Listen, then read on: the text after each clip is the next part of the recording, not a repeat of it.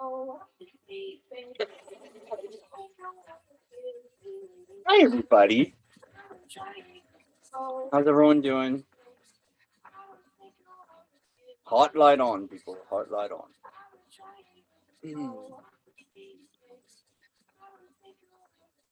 Just waiting for YouTube to load.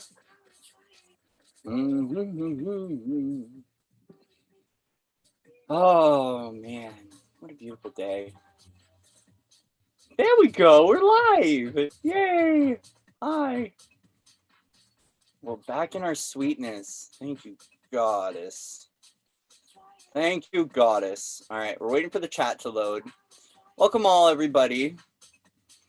We're going to have fun with stories. Welcome, welcome, welcome. Got one watching. I think it's just me watching myself right now. There we go. There's the chat. Hi, Ruth. Hi, Holly. Hi, everybody. How's everyone doing? Welcome in. Welcome all. I'm so happy for you to join me tonight. We're feeling sweet and cute and cuddly, so we are going to do story time with Cory. Hi, Anita. Welcome in. Hi, everybody.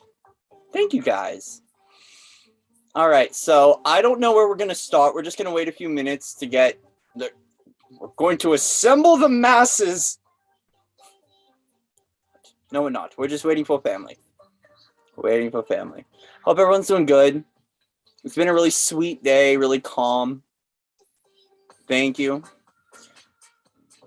We want to avert your attention away from the Super Bowl and into love. Because we don't want to play in competition. I'm just kidding. Entertainment's good. Hi, Heather. Hi. Hello, hello, hello. Okay. So welcome, guys. How's everyone doing? Everyone good? I know today there's been a lot going on. Oh, thank you so much, Holly. Yeah. Last night was very intense. But today smoothed out a lot. We had a lot of support. I want to thank everyone that came out last night and supported Sherry as well. She is such a... I felt at home when I was with her. I felt at home when I was with Sherry last night.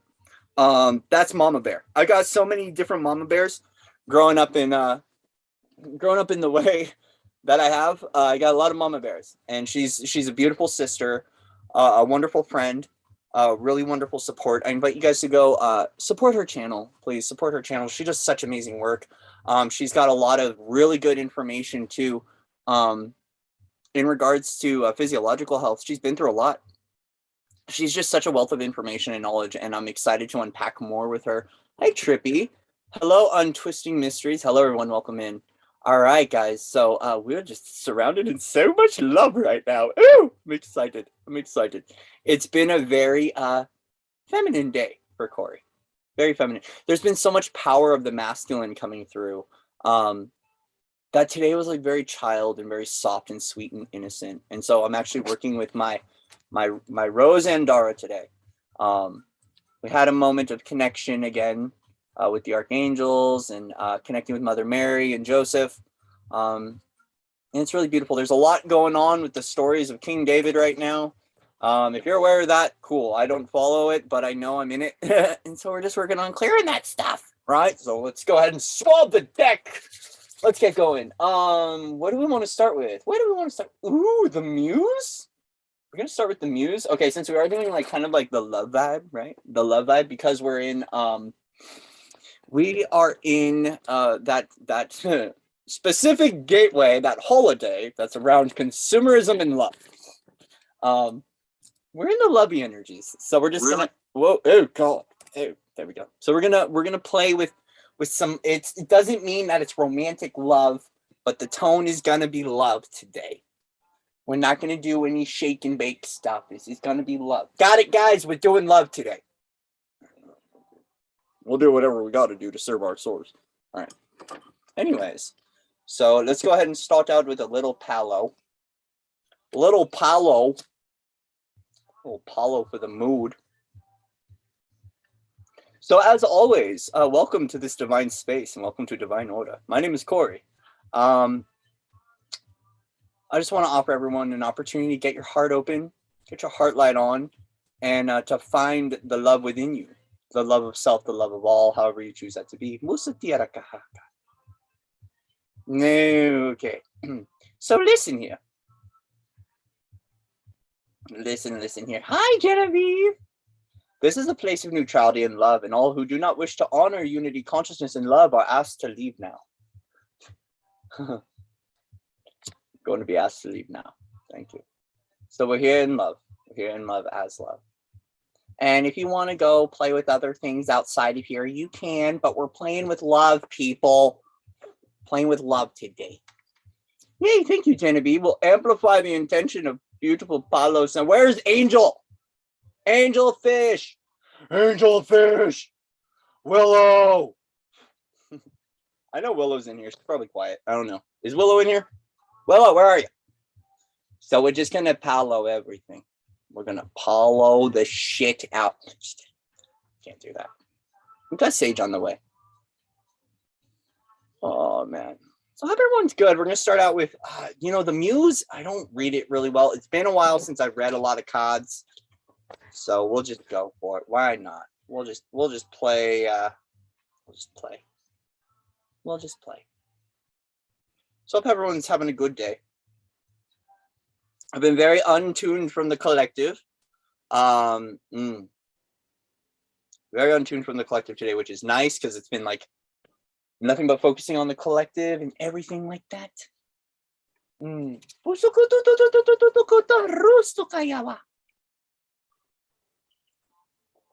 So we will be speaking light language through this, especially as things appear in the field. So I honor freedom, free will, autonomy, and sovereignty here, but if I feel like you're entering too close into my zone, I will start speaking light and blowing fire.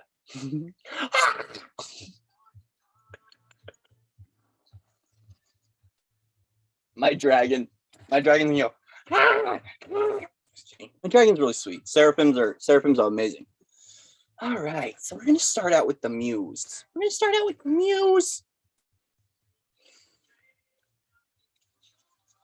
Just want to go tap in.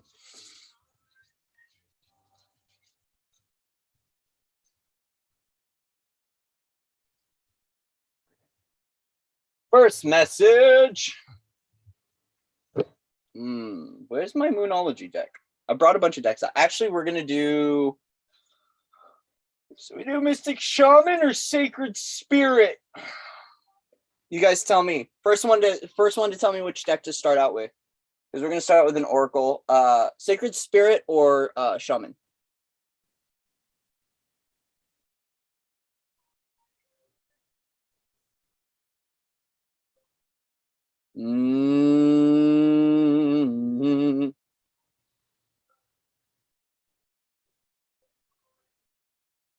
Let's see. Sacred Shaman, or wait, Sacred Spirit or the Shaman deck? No, I didn't. Spirit, thank you, baby. Thank you, Willow. Sister, I have one sister. A sister. She's Galactic Mama Bear, and every time I go live, she texts me. Hey, Julie. I'm just kidding. I love you, Julie. Crystalline Network. Great gatekeeper. Go check out Inner Space Healing. Julie's such a sweetie. All right, we're going to do Sacred Spirit. We're going to start out with Sacred Spirit. Bonsoir, Willow. Bonsoir, Willow. All right.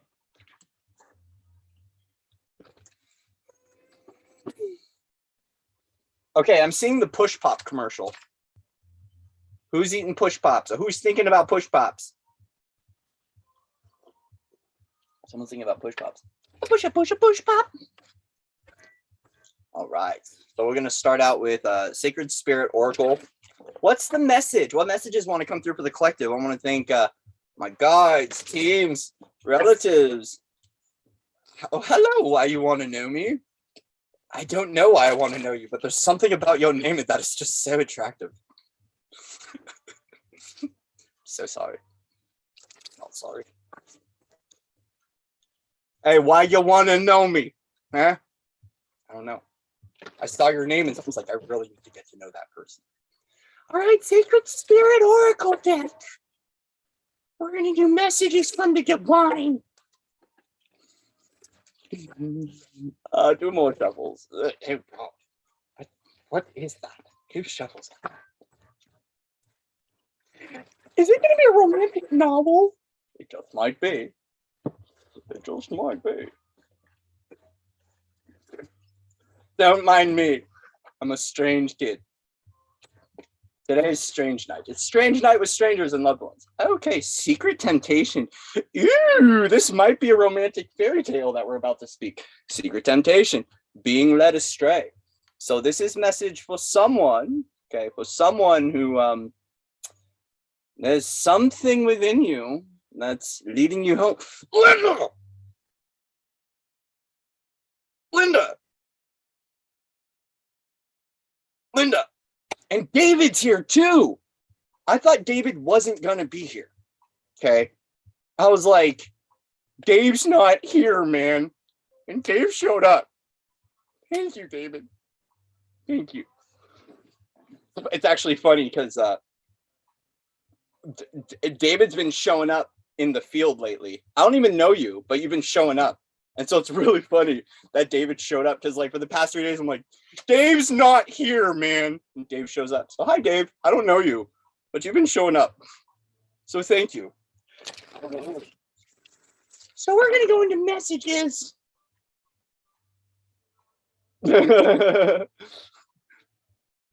Oh, man. Okay. So, what's the story for this secret temptation? It seems like there's someone who might have... you know, with this, there's something within you that's pulling you in a direction right now. You know, I don't take this as a bad thing. It feels like it's a healthy curiosity, to tell you the truth. So whoever we are tapping, Dave's here, man. Dave, thank you for being here, brother. We appreciate you. This secret temptation card, it seems like there's something, there's some sort of curiosity here. I really don't want to dive into that you're being astray, but it feels like there's something pulling on someone in here, and it's a secret temptation. And it's a secret temptation.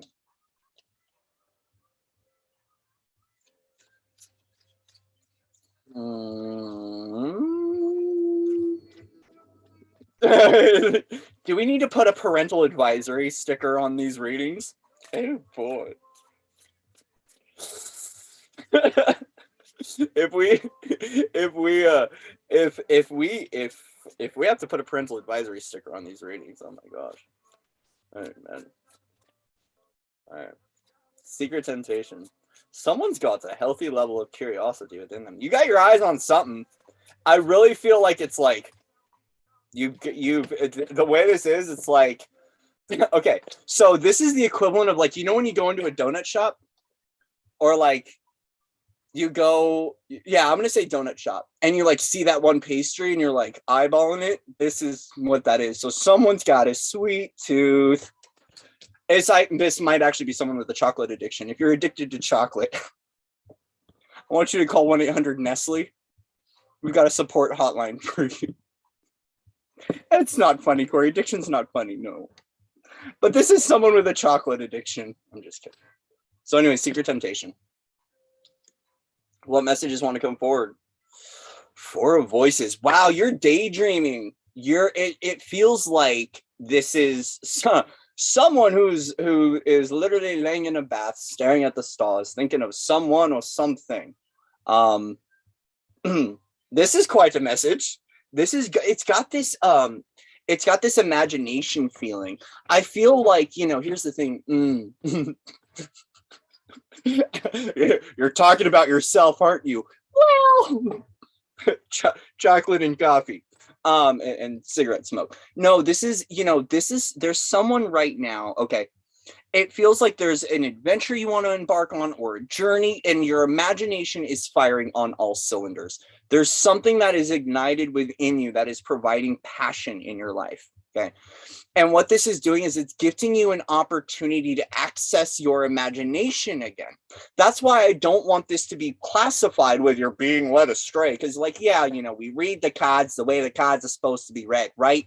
But I just had this feeling within me that there's some goodness in this, right? There's something you want. There's something you want to achieve. And as a result, It's accessing a level of creator consciousness within you to be able to step into the realms of dreams and into the realms of your future.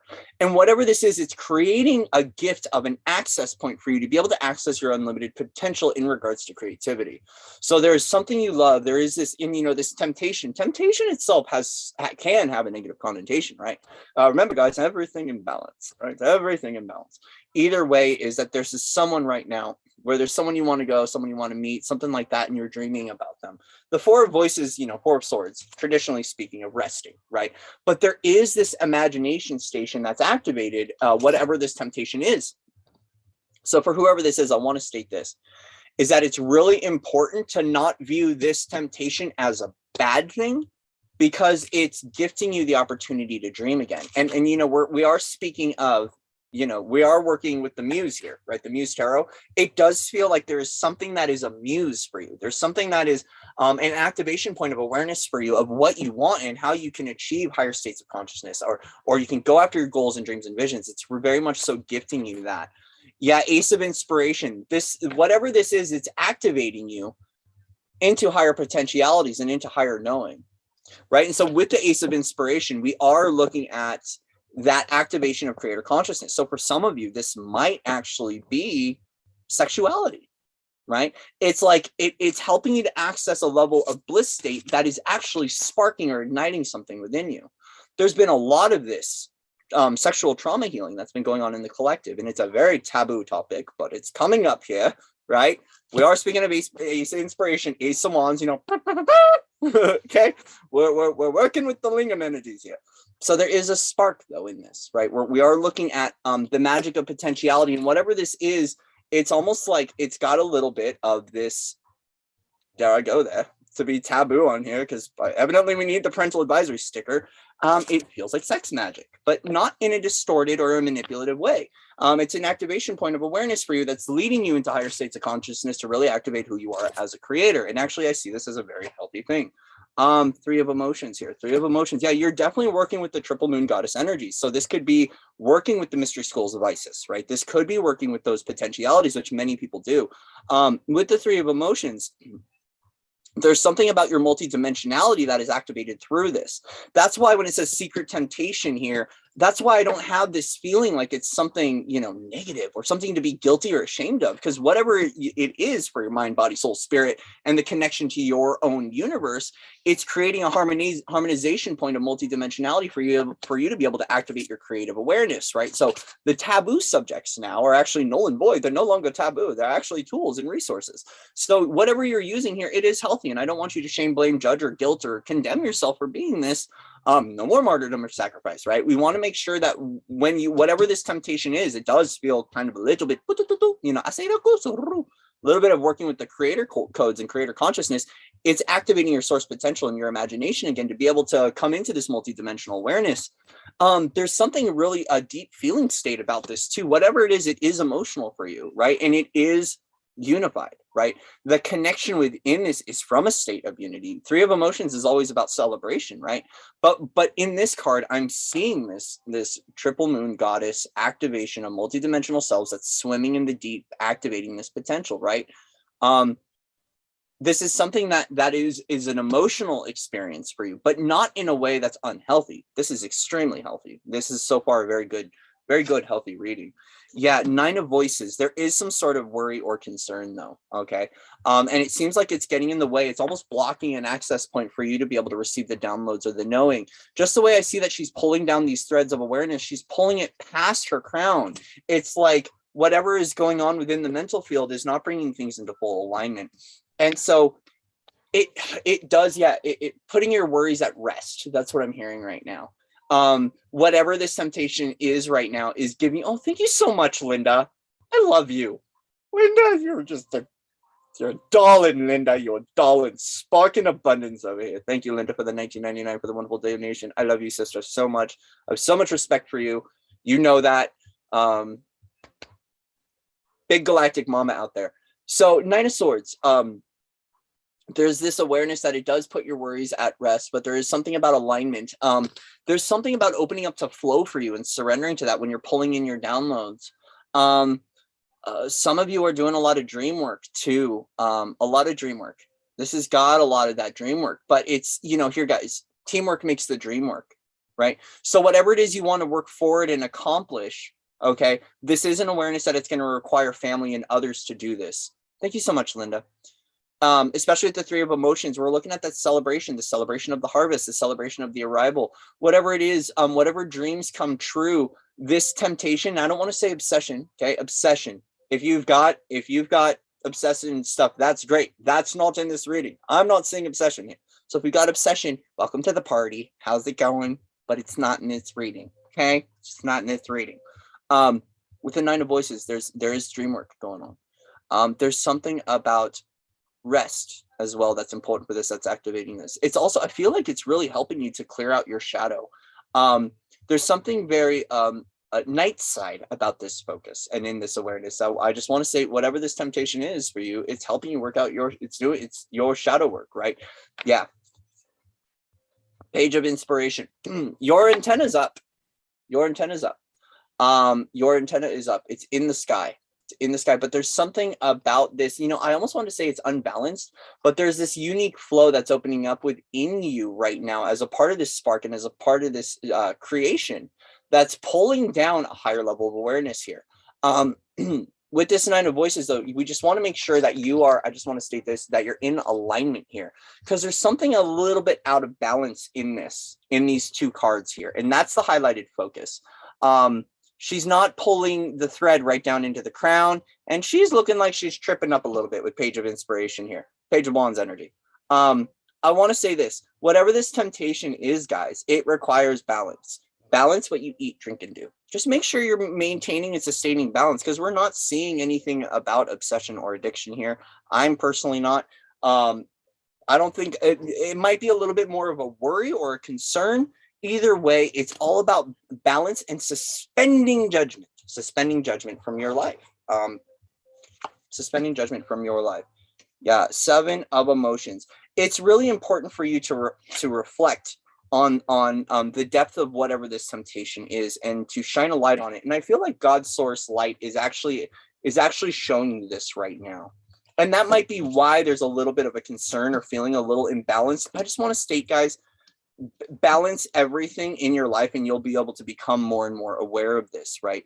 We also want to make sure that when it comes to our dreams, that we're being very, very clear with what it is that we want, especially when there is something like temptation involved. Once again, I don't see this as a negative thing, but we want to highlight on our reality when it comes to the creation work of these dreams. What are we focusing on? Oh, my call just flipped. It flipped over to my two rose energies here. Like, that's interesting. This is a part of the reading. So my ceremonial rose Andara and my Kuan Yin Mama Dragon Andara are right here, and the card flew over there. So there is something about working. Here's what I want to state, guys. If you want to be free of the illusion and the deception, work with the energies of the rose to gain some clarity. And honestly, I feel like the energy of the mother is what's highlighting this awareness for you right now as you're unlocking this, right? Hi, Game Crusher 105 Gaming. How are you? Welcome in. Welcome. Hi. So I do feel like there is a highlighted focus on the mother here, helping to show you, to reveal to you that which no longer serves in your own life in regards to your dream. Because this is working. It does feel like someone is working with sex magic here. In a very healthy way. And there might be some concern, right? But as long as you're balancing everything and you're highlighting on what you are creating and manifesting and focusing on and getting rid of the things that no longer serve, that's what's going to highlight that awareness. And I feel like the mother energy, especially as it ties into the Seven of Emotions, is very much so streaming down and highlighting on what the potentiality of your outcome is in regard to the pathways that you're choosing and creating. We just want to make sure that we're sustaining balance, but also too, that for whoever this is, that you're gifting yourself the opportunity to look deeper within, to see what no longer serves, and to begin to scrap that out of your reality. Congratulations, you have choice here. You have choice. One thing I like about Seven of Emotions here is there is choice. With Seven of Cups, we're looking at choice here. And so you have freedom of choice, but there is that there is that wanting to remove those things that no longer serve. Allow the mother energy, as we have, hello. Ooh, actually, Sophie, I will talk about that in a little bit. I love your name, by the way, because we were just talking about Sophia sisters here. That was just Sophia. That's funny.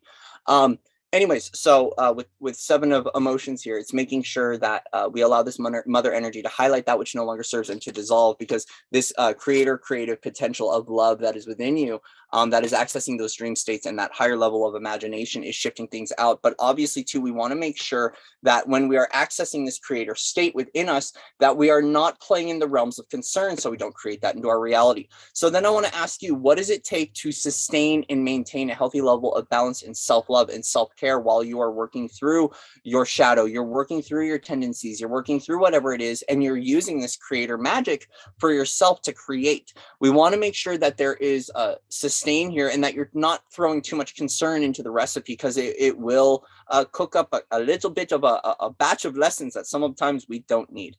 And so we want to make sure too that when we're setting our intention for what we're focusing and what we're creating, especially as we're pulsing magic through our body, is that we're in a place of self-love and divine surrender to allow the universe to work through us within that space, right? So if you are working with this creator creation magic, welcome. Oh, so much fun. But then also too is we want to allow the concerns to fall away.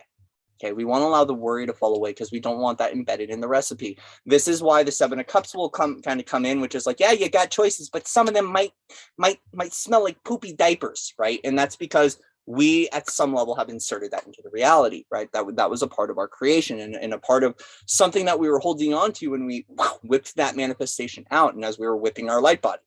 Okay. So yeah, just be aware of those things. But right now we got Mama Sophia here.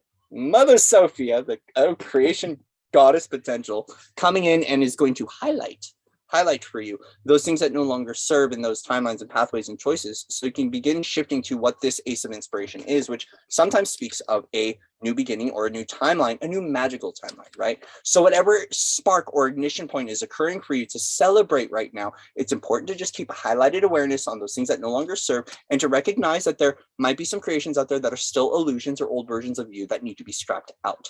Either way, this temptation does not feel bad. I don't want to label things good, bad, or imply that there's judgment in that. But for you, I would say that whatever this is, your secret is safe within you and within this reading. We love you unconditionally, and keep bringing up the good work, because whatever it is, it's gifting you an opportunity to defy the limitations of your own societal conditioning and human conditioning, and gifting you an opportunity to be able to seek imagination and to process whatever it is you need to process, whether in regards to shadow work, in regards to your own health, in regards to your own opportunities. This feels like it's a very healthy thing for you. And so to whoever that is, keep up the amazing work. Keep working with your multidimensionality, your multidimensional expression here. It's really important, okay? There we go. Reading 1 done. Great. Clear it out. Yay. All right, we're done. We're done with reading 1. Done with reading 1. Ew. Cool. How's everyone feeling? Okay, so where can we buy Andaras? All right, so it's so sad, because I'm like, I used to. I don't sell Andaras anymore. So if you want to get an Andara, go to innerspacevoyages.com. That's Sister Julie, the one that texted me right at the beginning of this. Go check out Sister Julie. She has amazing Andaras. So, she's my main source of Andaras. All my grid worker sets that I've had another grid worker set. She's helped me out with a bunch of different grid worker sets. If you've ever seen my light ship here, the one that goes, this one is from Mama Julie. This one's from Mama Julie. This one's from Mama Julie. I've got a bunch from Julie. So innerspacevoyages.com to get her Andaras. You can also check out Elemental Ascension. Dana is rad. I love Dana's Andaras. She's been an Andara keeper for a very long time. I highly suggest her as well. She's got a lot of selection. She's got really good custom grid worker. If you are a grid worker or grid keeper and you want to work with Andaras for the grids, both of them are excellent. You can also check out lifestreasureskawaii.com. So Life's Treasures Kawaii, Mark has a lot of really good Andaras as well. Also, you can check out awakeningtoremembering.com. Lisa's are a little bit more expensive, but you will not go wrong with them. I had one of her abundance sets, and man, her sets are powerful. Yeah, I can repeat it. Sophie, I will just type it. Oh wait, can I type it in the chat? I'm not signed in here. Okay, so it's go to innerspacevoyages.org, elementalascension.com, Life's Treasures Kauai, that's KAUAI.com, and then awakeningtoremembering.com. You can also check out Lois Eckley. So Lois has some badass Andars. I've never purchased her Andars, but I have a bunch of sisters that purchased Andars from Lois, and I definitely support Lois's work. Hers is, let me find it. So Lois's is goldenactivations.com. Yeah, Michael Love sells them as well. I've not used Michael Love's. I just have my group of people that I go to. Michael Love is another person that I want to check out as well. He's a Pleiadian keeper. But check out Lois Eckley at Golden Activations. I highly, highly, highly recommend hers. She's got some really beautiful Shekinah sets. She works with a lot of Lemurian codes, a lot of Galactic and Andromeda codes, and she also works with a lot of Rose. Everyone's got different tones. I mean, Lois also has an Instagram, Lois Eckley 9109. If you go check out there, you can see all of her Andaras. Like, she's got this beautiful Lemurian Guardian. I'm just head over heels for hers. So yeah, and if you guys ever want to learn about Andaras, or you want to have an Andara activation session with me, you can go to foundersoflight.org. I do crystalline activations where I actually work with the Andaras to work with your light body and connect you to the crystalline kingdom. And then also I work with aligning you to your Andara family. So when everyone's ready to awaken to Andara consciousness, which is just like, it's just basically the crystalline grid networks, but working with Andaras, I work personally with the Andara realms to help to activate your light body and to work with your DNA and to work with the grids. And we also call forward your Andara family. Because when you're ready to call an Andara home, you put out the clarion call and the signal, the Andaras will find you. And what I found is that there's a lot of people who have Andaras that don't know they have them. It's really interesting. Once I bring Andaras into their awareness and start to share it with them, there's a lot of people that have them and don't know they have them. Especially these little guys, right? Like, so this is my little lilac baby with my long guitar fingernails. Don't mind that. I play guitar and I finger pick. So this little lilac baby is one of my little pocket sets that I got from Julie. And you know, a lot of people will consider them to be glass, and I'm not going to get into that whole thing because it's literally a fighting contest with humans. But I also have some Andara activations on this site. So if you go to my library and you go down, you will see you'll see I have some Andara activations. And actually, Sister Marissa was just on with Golden Activations. She's from Divine DNA Blueprint. So if you go over there to Golden Activations on YouTube, I believe it is, you can see all that. Okay. Yeah, I love talking about Andaras. Sorry guys. Sorry for stopping the reading and going into Andara heaven, but I love talking about Andaras and working with my Andaras. All right. So what's the story? We're gonna do. We have Secret Spirit out. Yeah, we're gonna do Mystical Shaman, and I feel like we're gonna do Mystical.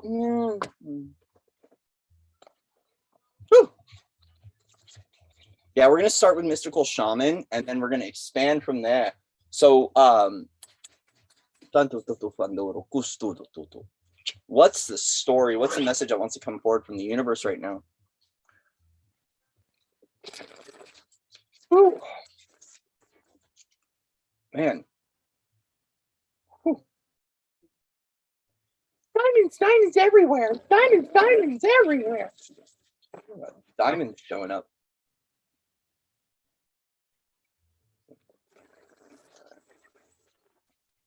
Yeah, no problem.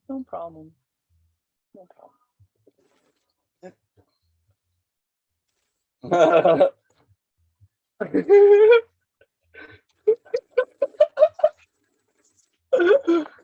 that's the story. Just hanging with Cory.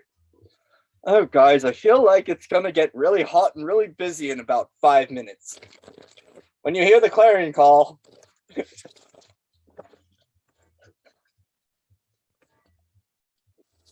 Oh, it's getting busy there. Oh, brothers. Brothers. You know, when you hear the family, like, he's on right now, and all of a sudden you're like, oh, God, who's about to show up? You're like, oh, shit. They're doing the Russian doll on me. Have you guys ever received the Russian doll? When you just get stacked up with all your oversoul pieces and you walk outside and you're 26 feet tall and you can barely walk. You're like, I'm really big right now. Anyway. No, not ego big, soul big.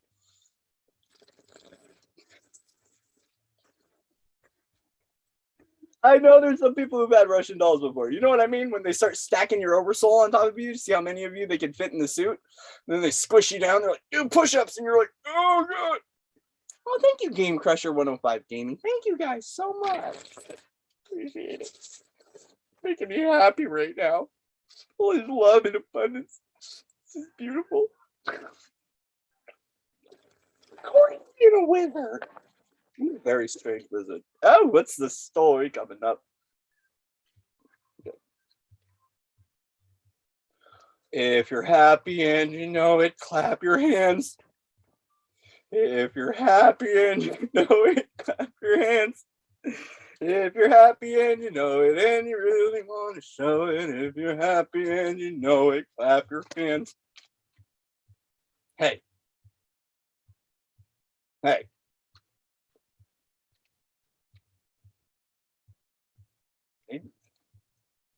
Ow!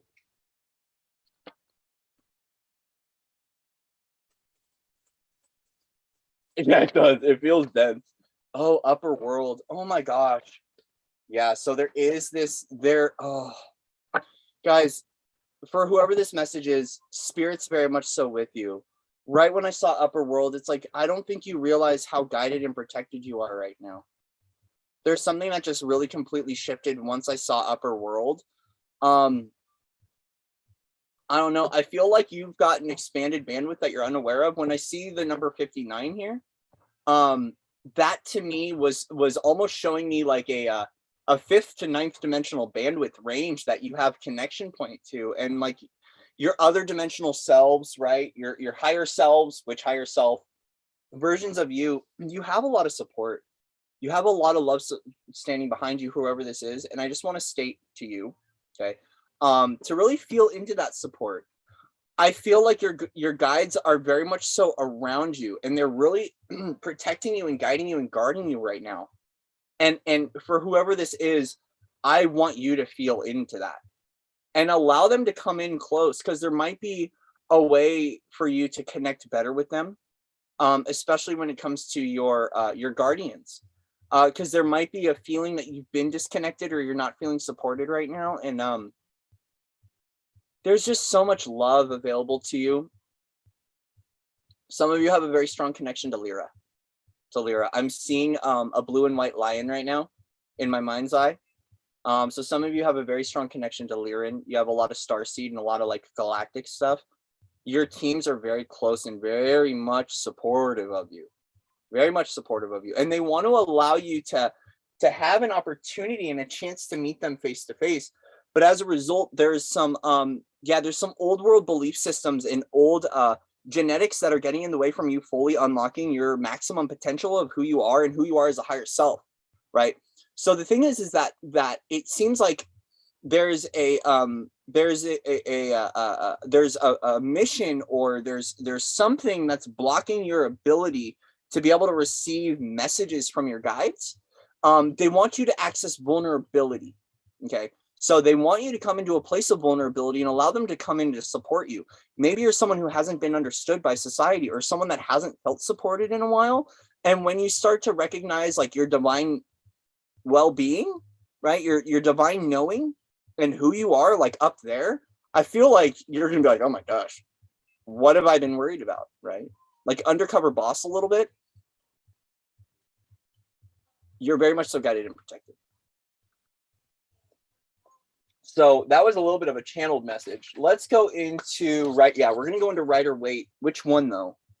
Which one? Which one though, universe?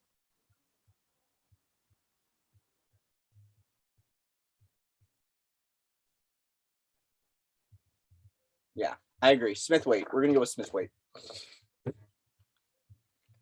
So upper world, upper world, upper world, upper world, upper registers. Whoa, I know. Upper registers. Let it go in there. So yeah, you've got a fifth to ninth dimensional access range. You just got to open up to get there. I feel like you might put yourself down a little bit. Like you don't have a lot of potential, or you don't have guides, or you don't know, or you might have that like that self-talk that you're not worth it, or you're comparing to other people. You need to obliterate that shit, because you got a very strong connection. It's just about getting into that supportive frequency and opening up to receive. Hi, Amber, welcome in. Yay. Okay, so upper world. What messages want to come through? And I feel like right now this is going to be messages from other dimensional versions of you, your higher self, your higher knowing, for higher clarity and truth. So I want to invite you to just relax and drop into the heart, because for whoever this is, it might be a message for everyone here if you're feeling this. Right, the magnetic world is amazing.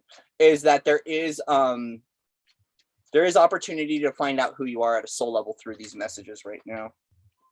We just got a flipper. Who's the flipper? Oh my gosh, look at that flipper out there. 10 of Cups. Woo.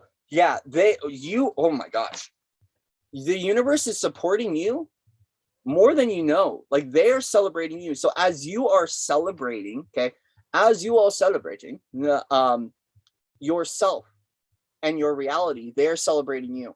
And the reason I state that is because sometimes the 10 of Cups shows up where it's like up here being so grateful for that rainbow and all the opportunities that have come your way. But I also see each one of these cups as a spirit guide that's celebrating you. And there's a few times I've seen the card like this, and this happened to be a jumper. So it's almost a part of this message, but it's not. It's something that kind of popped out to say, hey guys, like, we're actually celebrating you right now. I don't know if you realize how good you're doing up here, right? But we want to take a moment to let you feel into that place that you don't have to sacrifice, right? You don't have to play with the old world stuff. You don't have to play with the martyrdom, right? All you have to do is come into a place of feeling. And it's up to you to draw in the line in the sand as to how you're feeling in every now moment and what no longer serves, and how to be able to protect your space, to no longer allow outside influence to come in to wreck your inner standing or to wreck your connection. Because at some level, there's been an outside influence that's come into your life that has created separation awareness. So your guides want to come through and they want to ask you to feel into this support, but as a result, it's up to you to draw those energetic boundaries and to draw that line in the sand and say, hey, no more, I'm done with this stuff, right? I'm creating a whole new unique opportunity for myself, and it's through my connection with the divine.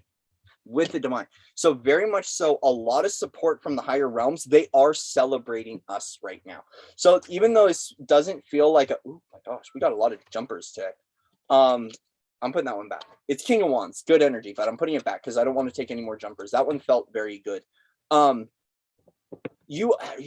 universe is so celebrating you right now, man, and it's getting loud and nuts. We might actually have activations come through, guys. So especially with who's in here right now, because I know how connected all of us are in here. This is a welcome home party. So we're going to do a little celebration of our universe, celebration of our journey, and our celebration of the upper world right now. Ooh, am I excited? Ooh, it's getting hot. It's getting hot. We got Seraphim coming through. Ooh, it's getting hot. Getting crystalline happy right now. All right. So what messages want to come through for us with this message about the upper world and how they're celebrating us right now, guys? Oh my gosh, yeah. All right. There's a decision. There's a choice that needs to be made. Okay. There is something right now that is left undecided in your eyes. Okay. There's something left undecided in your eyes that you need to welcome in and make the decision. This is an empowerment of choice, though, guys. that you have the power to make decision. Yes. Yes, yes, yes. The Two of Pentacles right now, as we're writing out this storyline from our other dimensional versions, is saying, what is this decision that you need to make in your life, right? What is this decision that you need to make in your life?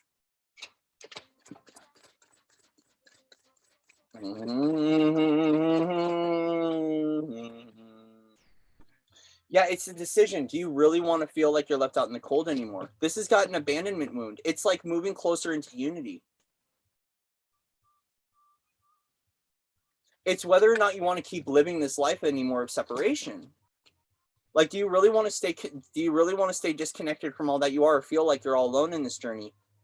Because with this upper world card and celebration card, it's quite unique. It's kind of a message that's like, don't you know who you are? Don't you know who stands behind you? Don't you just feel into it? Just feel into it, right?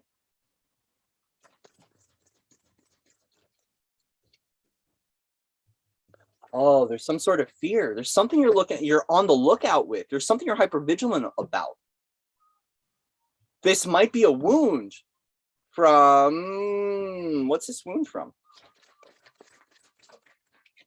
Oh, this wound is from the Phoenix. This wound is from the fall. You have a wound of the fall in here. It's like, it's almost like, hey, I don't want to connect with the divine anymore because every time I do, they disrupt my reality. Every time I connect, right? Some sort of energy comes in. Some sort of activation comes in. Another thing too is when these activations come through, you might be asking yourself, what is this? Who is this? What am I connected to? Right? We're looking at someone that's almost got like a little bit of a multidimensional trauma. And if anyone's ever been through multidimensional trauma, put your hand high up in the sky. If you've ever been through a unique war scenario, you've dealt with these things, you know what I mean. You know exactly what I mean. That which is not pure shall crumble. And I want to remind you of that, right? And as long as you surrender to the process of purification, you're going to be okay. But you have a unique decision that you need to make for yourself. It's a unique decision to no longer feel into this isolation and abandonment. At some level, this separation was created because there is a fear of your world falling apart. Every time these activations come through, every time this energy comes through, my world falls apart. It's actually purification. There's Angel. Hi, Angel. Hi, Angel. It's almost like there is a level of hypervigilance in regards to creation and creation awareness and the higher levels and energies that are of a concern for you. This might be a fear of losing your home. It might be a fear of losing family. Like, you've been through a lot. You're tired of losing. I understand, but your universe also wants to bring you something in, guys. Your universe wants to bring you this 10 of Cups. It wants to bring you this celebration. It wants to celebrate you. Your higher versions, higher selves on all levels, right, are very much so supporting this right now. And they want to celebrate you and they want you to feel supported and celebrated. But as a result, if they are making way for new things to arrive, of course the Tower card would arrive. So of course your universe is like kind of like screaming at you right now and going, guys, we're creating room for you so you don't have to feel this way anymore. Okay? We're not the enemy. We're on your team. We're on your side. Power's on. Power's on.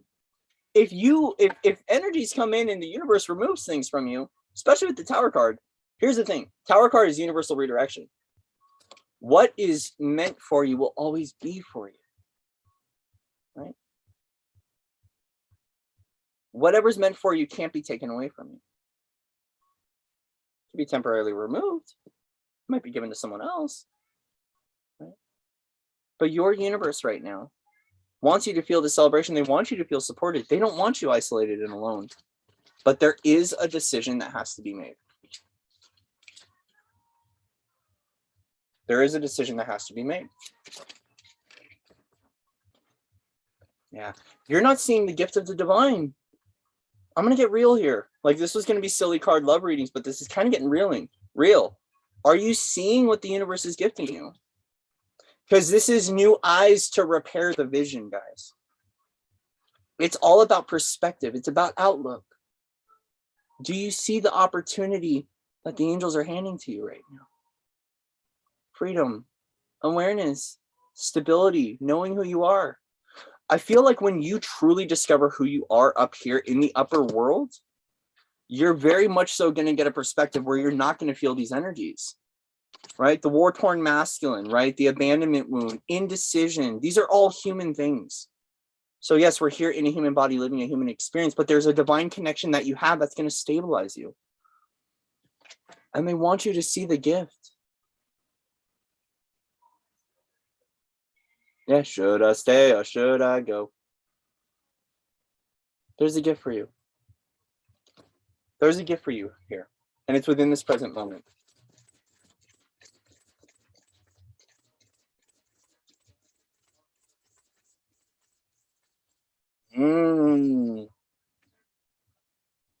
Okay. Gift here is that you bring universal balance to situations. You are the lords of karma. You might be the spiritual lawyer. You are the commander. You have the right to say no. We're looking at someone that has a lot of spiritual authority here. Turn around. Whatever. Anyways, you are the commander here. Okay. You are this spiritual lawyer. You are this kind of masculine priestess energy that brings universal balance through its truth and its clarity. It seems like this energy here, this energy, all this sphere, is it's getting you closer to knowing who you truly are. And this gift is actually you, knowing that you bring balance to this world, that you balance polarity, that you balance systems, that I almost want to say justice has been served a little bit. And this doesn't mean that, hey, you take your authority into your own hands. And, we're working with the law of one here. I'll tell you this, if you're a commander, right, or you're a guardian, you'll know what your access point is. You're not going to be able to just go out and just start wrecking stuff all on your own. The support right now is just not going to handle that. But there is a gift saying, hey, we want to help you to recognize this. We want you to recognize your spiritual authority and who you are. Now, surrender, judgment. Surrender, judgment. And lastly, give yourself the opportunity to remember who you are. That you're the voice of clarity, that you're the voice of truth. That you are a part of the universal balance here. That actually, in these upper dimensional versions, you have a lot of authority. This is someone with a lot of authority. And not authority like hierarchy. It's not that at all. Okay. This is about that you actually have a high level of access and have a lot of opportunity to do a lot for this world and to shift and to change a lot of things. But it requires you knowing about yourself who in this upper dimensional version. Oh my gosh, we got Sister Romance playing out in the chat. This is beautiful. Love all of you. Good family here. So this gift is that you are the commander. You are the spiritual authority, that you're very powerful. With the King of Swords energy, I'm not getting, for some of you, I want to say you're divine royalty here. With the King of Swords, that you actually have a lot of power standing behind you. Sometimes the King of Swords can be a little bit militant. It can be a little bit authoritative, a little bit hierarchical, right? But there's a lot of clarity within this. With this Justice card, look, both of them masculine energy holding a sword here, right? Both of them looking directly into the future, right? They're both looking at us both straight in the eyes here. So it's interesting because with this Four of Cups energy, you see he's looking down on the ground at a human level. Your higher self's like, yo, look up, look straight ahead. You got nothing to worry about, right? This is about knowing your power, knowing your worth, and knowing that it's important for you to feel this celebration. It's important for you to feel this happiness and this opportunity from the Rainbow Bridge DNA that's coming online, and the connection points to your own divine masculine, into your own divine guardian, to your own commander, to your own, this might be for some of you, Archangel Samael, right? That you are the Lord of Karma. That you do have this high level of Akashic Records abilities, right? So we just want to ground this in for you to know who you are. Messages from other dimensional versions right now. You want to come out from our other dimensional versions. Anything else? Whoa, okay.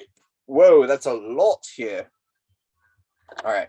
So guys, in order for you to truly grow, this is a lot of cards, but it's going to be a quick message. Okay.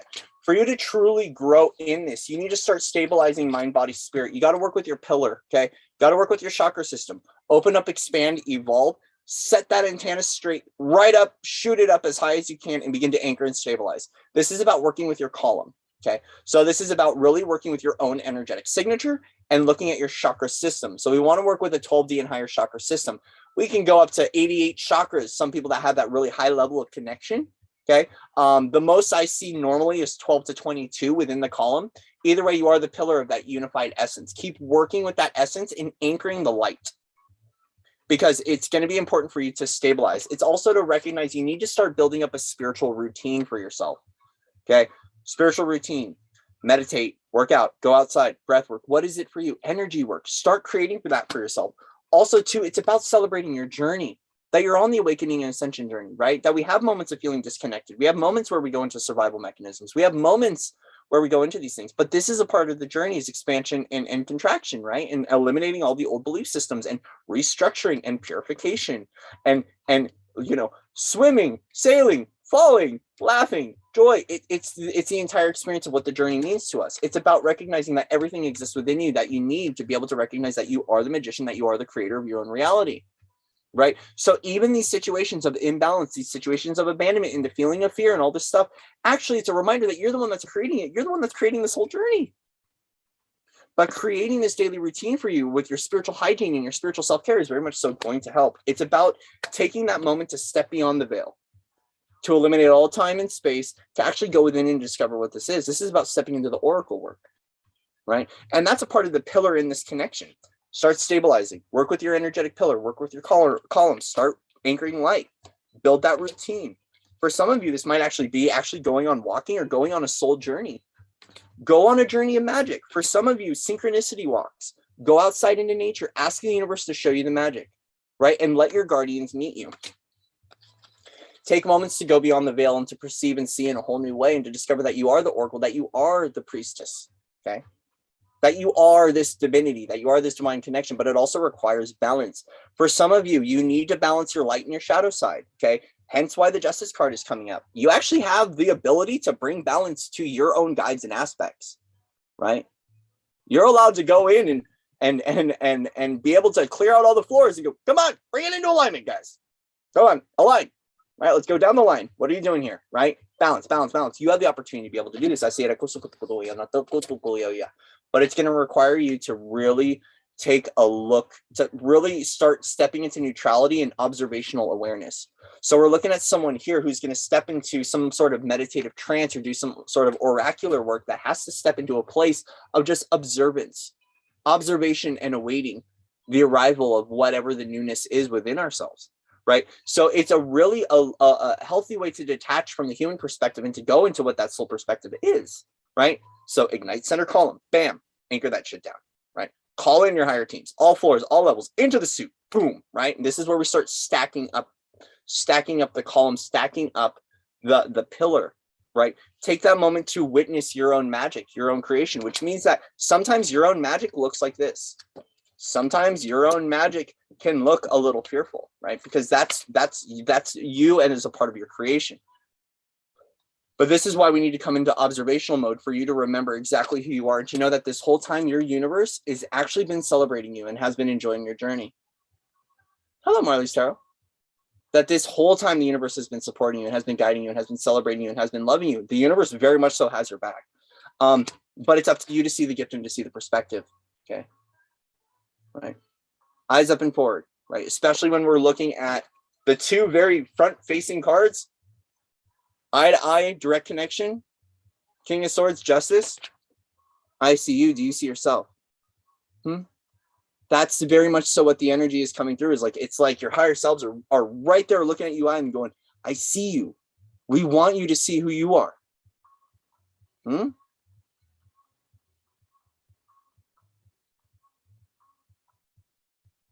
I know we got a little bit on a on a flow there. We're gonna hop out of that flow. So anyways, thank you guys. That was a very beautifully put message.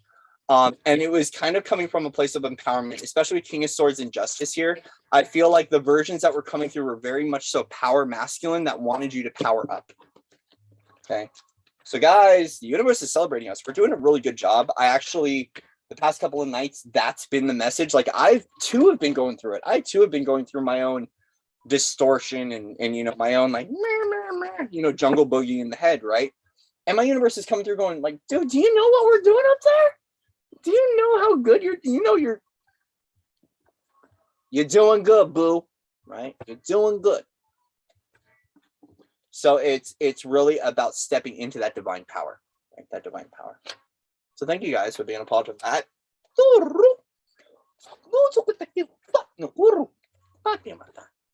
Right. How's everyone feeling out there? Thank you. Somebody's watching me. I always feel like somebody's watching me. Yeah, it's your guides. Good song. Too good. Okay. All right. Back to play. Thank you, teams and guides. Clear it out. It's a shoot. Yeah, dude, I had myself in tears for yeah. See you all next year. Have a good day. I just saw the greased up deaf guy from Family Guy. Has anyone ever seen Family Guy when they're like, oh, we get the greased up deaf guy and they're trying to catch him? Okay, anyway. See you all next year. Okay, anyway. Don't mind my humor. My humor is a little risque. All right, what's the story? Morning Glory. We've got number Trace coming up. Reading number 3.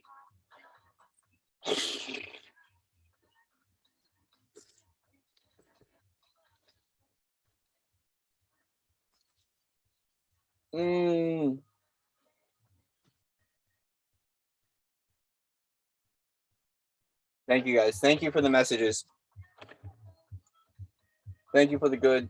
So what's the story? Where are we going to now? We're flying through the cosmos, evidently. No, we're not, Cory. You're staying here. Sometimes my soul's just like, hey, let's just go. It's like, no, stay here. You just got back.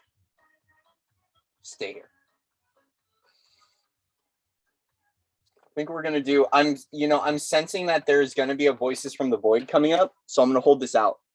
I'm gonna keep the Wild Unknown on deck because I feel like a Voices from the Void will come. Lots of water and quiet. Surrender everything, dude. Just surrender.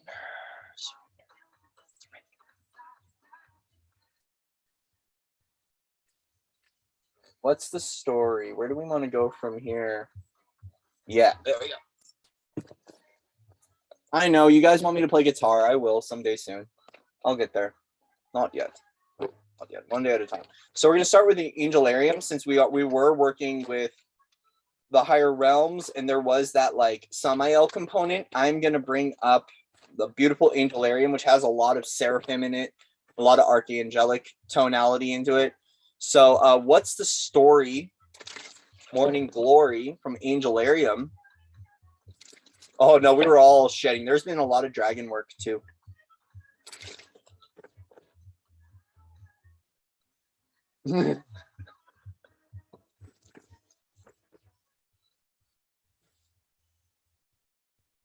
Family, peace in the upper dimensions. I say peace in the upper dimensions. Thank you.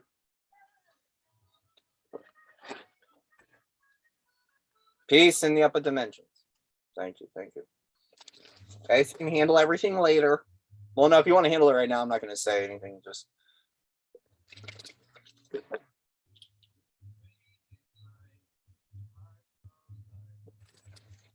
Okay, what's the story from Angelarium? What's the story? Oh, got 3 cards from Angelarium.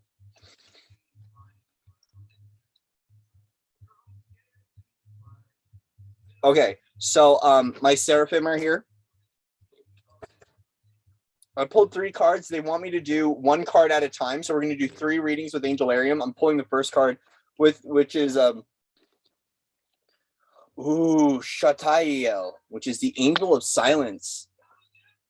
The angel of silence. Okay, so I'm not going to read from Angelarium's book what this means, but I feel like for you, there is something about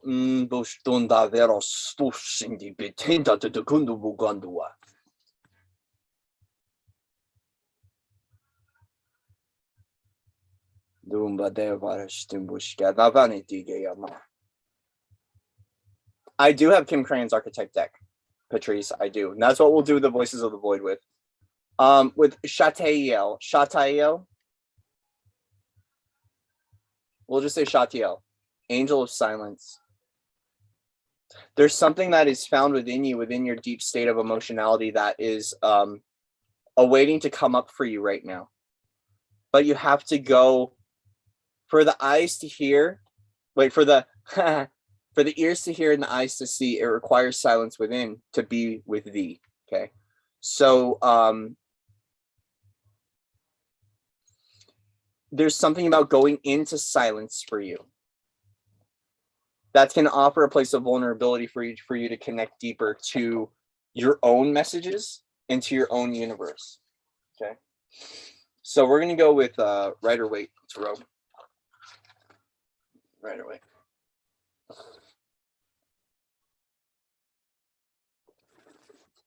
Rider-Waite, what's the message coming forward from Shatiel? Okay.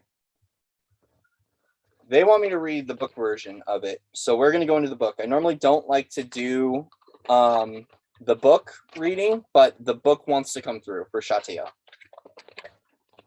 Because it seems like there's an important message that's quite unique to you and to the sisters and brothers out here. Okay. Words. Oh, dude. Angel. I think this is for you, by the way. Angel and the Dragonhawks are going to love this message. Words fail. The wind dies. The earth comes to a rest. Shatiel descends in stillness. New forms for all things emerge, touched by the elusive fingers of the angel Shatiel. Space is filled with silence and void gains new meaning. We are held still by the grip of its presence. Fear is useless as it presents it's almost always brief. Silence slides over your ears, enveloping your awareness completely as if you've closed your eyes. Take a moment, take the silence within you, and use it to still the tremors of your soul. Shatiel wills it. Signs: a feather, a chair, and a person kneeling. So we're looking at the void here. We're looking at someone that has to go, that needs to go into a deep state of awareness within themselves to unveil and to discover. So it's interesting because I literally just said we're going to do a Voices from the Void, and the void came up here. I was waiting for when and how it would arrive, but it's almost like we already created this.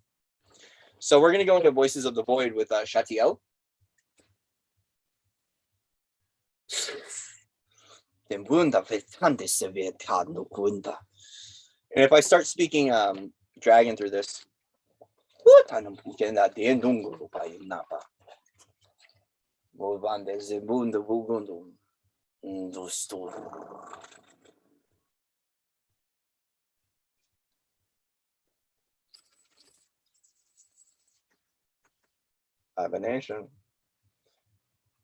hibernation, yeah, stillness. There's a lot of people that are in hibernation right now. Actually, I was hearing that today, that a few of us are need to go within. This is about slipping into that void, but Shatiel wants to hold that space for you to do that. There's something about surrendering to divine will here. Okay.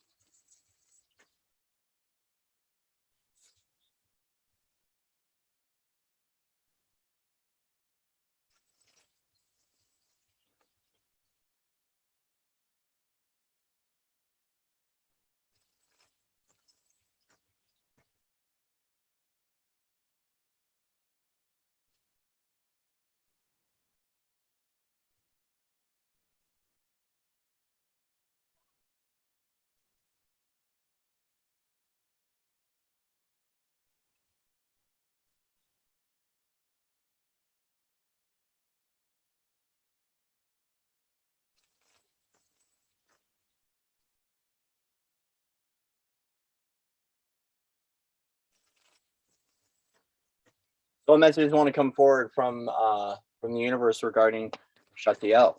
The Magician card. Coming back to stepping into your creation awareness, right? But the magic that's coming in for you is not magic from the past, it's magic from the old, from the new. It's a magic from the love of your heart. I feel like a part of what's going on is your creation-based awareness is on who you were yesterday and not who you are today, because the truth is right in front of you. You're just not seeing it because your eyes are backward. Okay. So it's recognizing that the way that you've been creating is from past or old belief systems, and the new truth, right? It's right in front of you, but your eyes are in the past.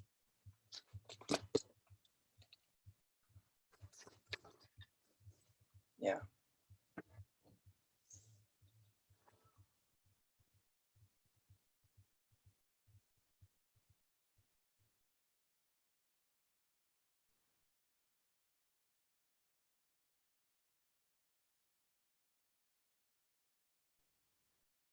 There is an activation that's coming through for you in this stillness. That's the reason why you're slipping into this, is because the reason that Shatiel and this energy is pulling you into the void is because there is an activation coming through. There's something that wants to break apart your old viewpoints and your old perspectives, but you got to go into that place of being open up to receiving that. You're going to find this place in stillness.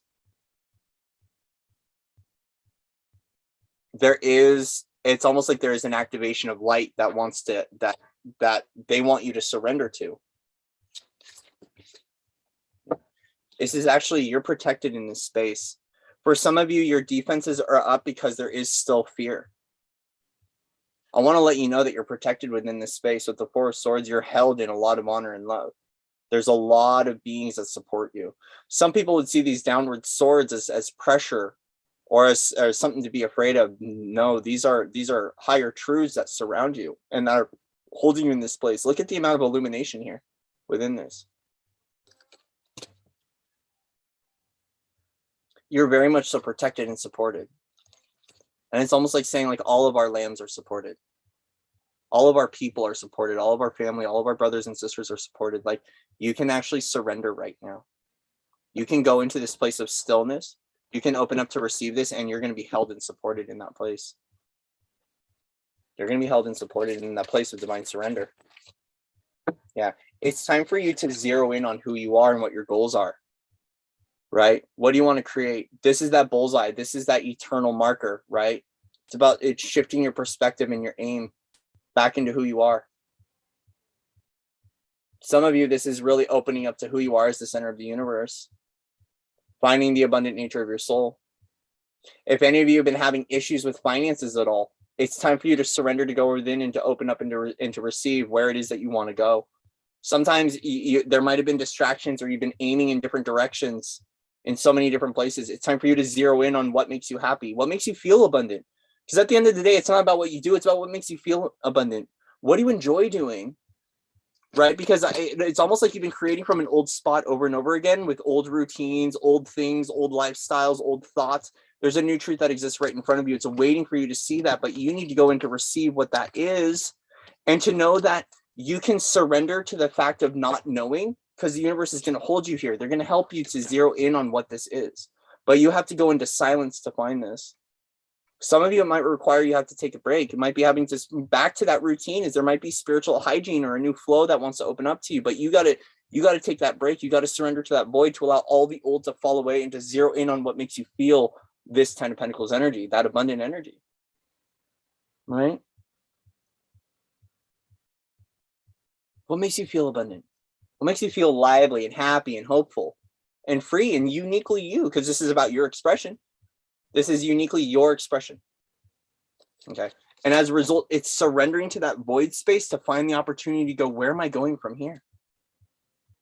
Right? Because if you wake up and do the same thing over and over again, expecting different results, what are we looking at? Insanity. It's about creating that awareness within you that there is something new within you, but it's not back there, guys. It's right ahead of you. Eyes forward and ahead, but present here in the moment. Right? And as we surrender and allow everything to fall away, and we find stillness and silence within that, we also start to create new patterns, new routines. We cast new spells. For some of you, your words are getting in the way. They're affecting your manifestations.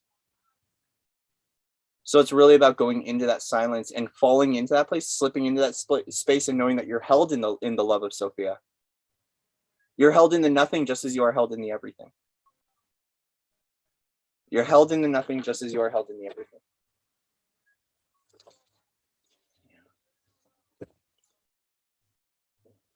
You know, here's the thing. When we step into the void, our illusion is shattered. And so you might be a little bit weary of your illusion being shattered. We're back with this energy again. Why is this energy coming up again? This is almost the same energy that was tied into the last reading. Guys, we're here to shatter illusions. And then we break bread together, right? We win together. We play together. We share together. We share all this magic and opportunity with one another. And yeah, our illusions get shattered. You might be feeling weary about this. Oh no, I don't want to learn that I can't trust this person, or I don't want to. You're being surrounded in so much light right now. To surrender to this place to allow your illusion to be shattered.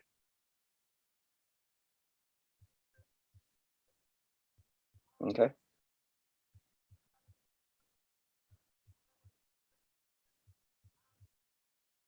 Surrendering to this place of void to allow yourself to gift yourself a new journey is important, because there's something that new wants to show up, but it shows up from within, and it shows within this void. It's in that free float and liminal space that you have the ability to disconnect from who you thought you were to arrive at who you are right now and who you're becoming. That beautiful expanded version of you. So the more that you allow the old to fall away and you just slip into that place of remembrance of the floated free state, right? That void, that's opportunity to receive expansion, to activate your divine abundance, to activate your divine awareness, to know that you're held and loved and supported within that place, but you're also allowed to fall. Gently, quietly, we fall. And it's not that we're falling from grace or falling from source. What we're doing is we're detaching, we're separating from and uniting with. Okay, so we're separating from this and we're uniting back to this place, this, which is you, the everything and the nothing, the eternal, the darkness and the light. And we have to surrender all judgment again, right? Well, we don't have to do anything, actually. We're playing in freedom, free will, autonomy, and sovereignty here. You don't have to do anything. But it's important for us to surrender judgment on the awakening process, because this will start to create those limitations and it will block opportunities for us. So a part of this is that, yeah, your illusion gets shattered when you're in the void, but it's a good place to surrender to. Because here's the thing, if you're creating from an old place, why do you want to keep creating from that illusion? Keeping it real here.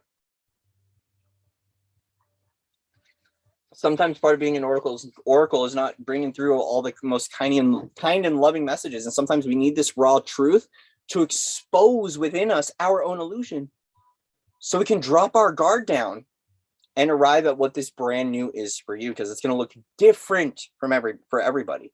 But we have to surrender to that. We have to open up to receive the magic.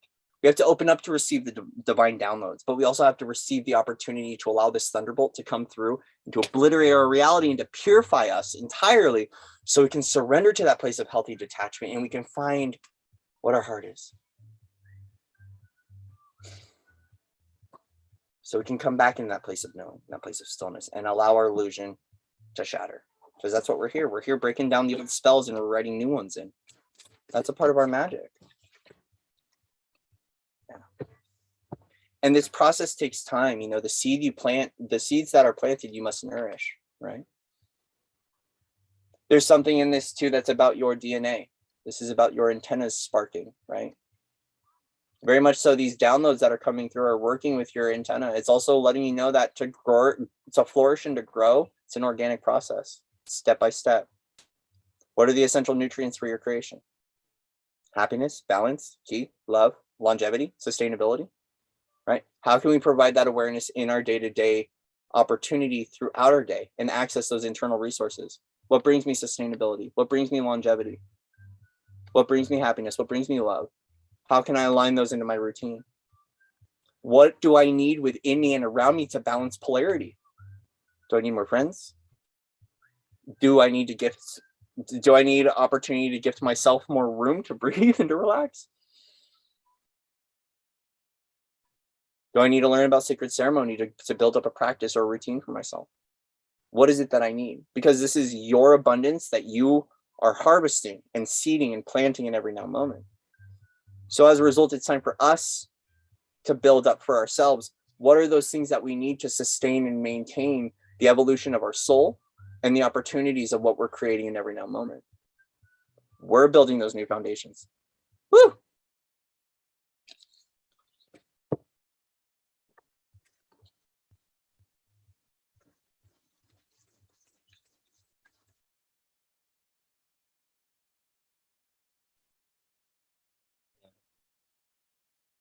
There's something that there's something about, there are wounds within you that need to be supported by love right now. With the Ten of Swords and the Son of Cups, it's like there's a lot of, you've been through a death process, you've been through a burial, and you need to awaken to the magic of your love, of your divine love. Because your grail is within you. Your love is within you. Your heart is within you. But it's within this place that you're going to fill up in the void. Once again, detachment, endings, death. This is gnarly death too. This Ten of Swords card is pretty freaking gnarly. It's not only surrendering, but you're also, you're losing the eyes. You're losing your old vision. But what you're awakening to is you're coming out of this. It's like almost like this place. It's like your universe no longer wants to bring you to this place to get the hint that you're about to pass through a portal and waking up on the other side. It's almost like this place you can slip into naturally and organically of the void. So the universe doesn't have to come in and throw all this to break you down, to break you open. If you've been through this process where you've been broken down and broken open, okay, if you've been broken down and broken open, it's because it's awakening you to more love. Yeah, that's something done to death. Like your universe keeps bringing you these surrenders and these endings that are really, really heavy, because it's literally breaking you down, because that's what you need to open up to find love again. So you can actually regularly practice this in your own day-to-day awareness, and that's what Shatiel is bringing through, is a key code of awareness of how to surrender to the void, so the universe doesn't have to keep bringing these Ten of Swords energy to wake you up to more love. But in a sense, this happens to some of us. Break down, break open, break through. Break down, break open, break through. Break down, break open, break through. But when you gift yourself that opportunity to slip into the void and to surrender everything, you will step into a place of healing within yourself. A place of divine knowing. A place where you can fall apart.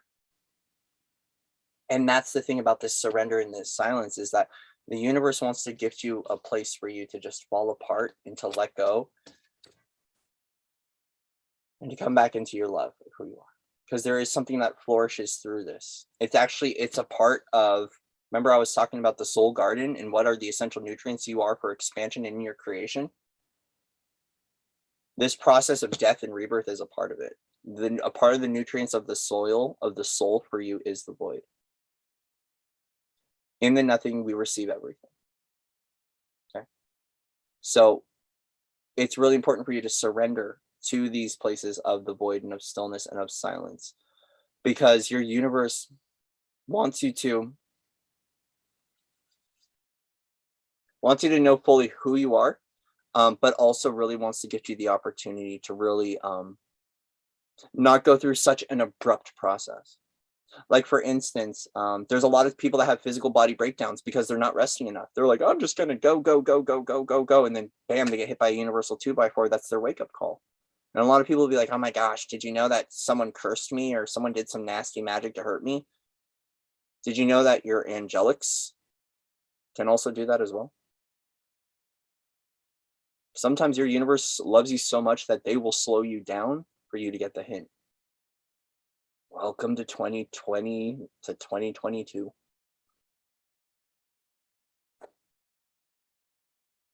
Source, divine orchestration for us to get the hint. And so basically, this void experience is an opportunity for us to listen to the stillness of ourselves, to listen to our own creation, to step into that multidimensional and expanded creative awareness, so we can begin creating new visions for ourselves and new opportunities to be and feel supported. There's a whole new resource that wants to open up from you, but it's within you.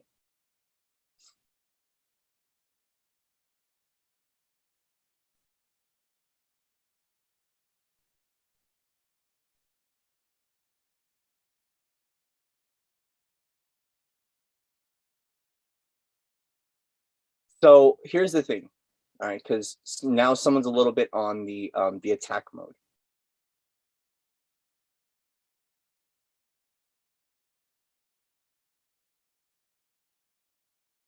What's happened over the past couple of years isn't funny.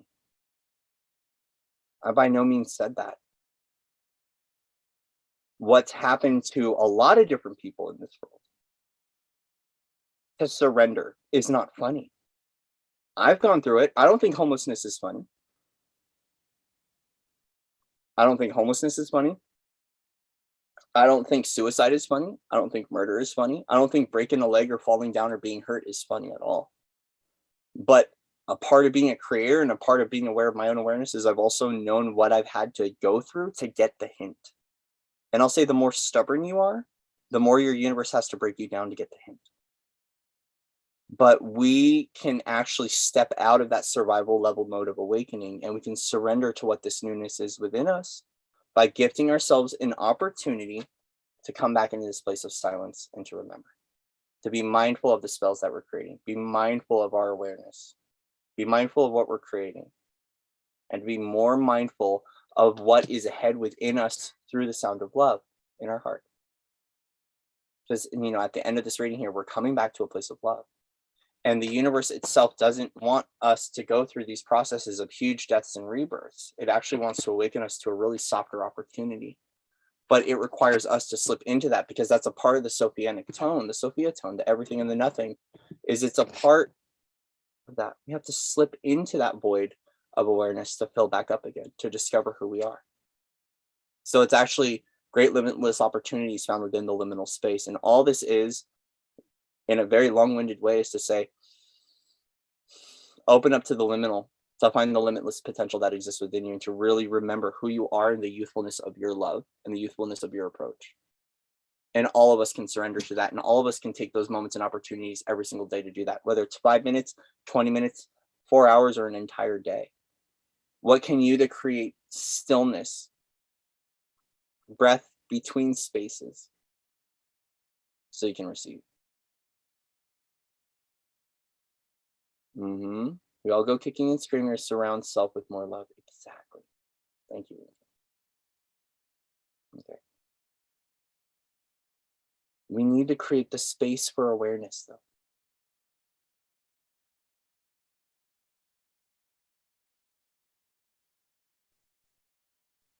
Space between thoughts.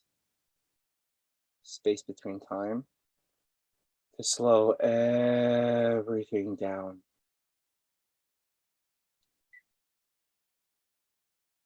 And be there. And that's when we begin to fill up with who we are as the light of ourselves. Okay? Woo! Thank you, the voices of the void.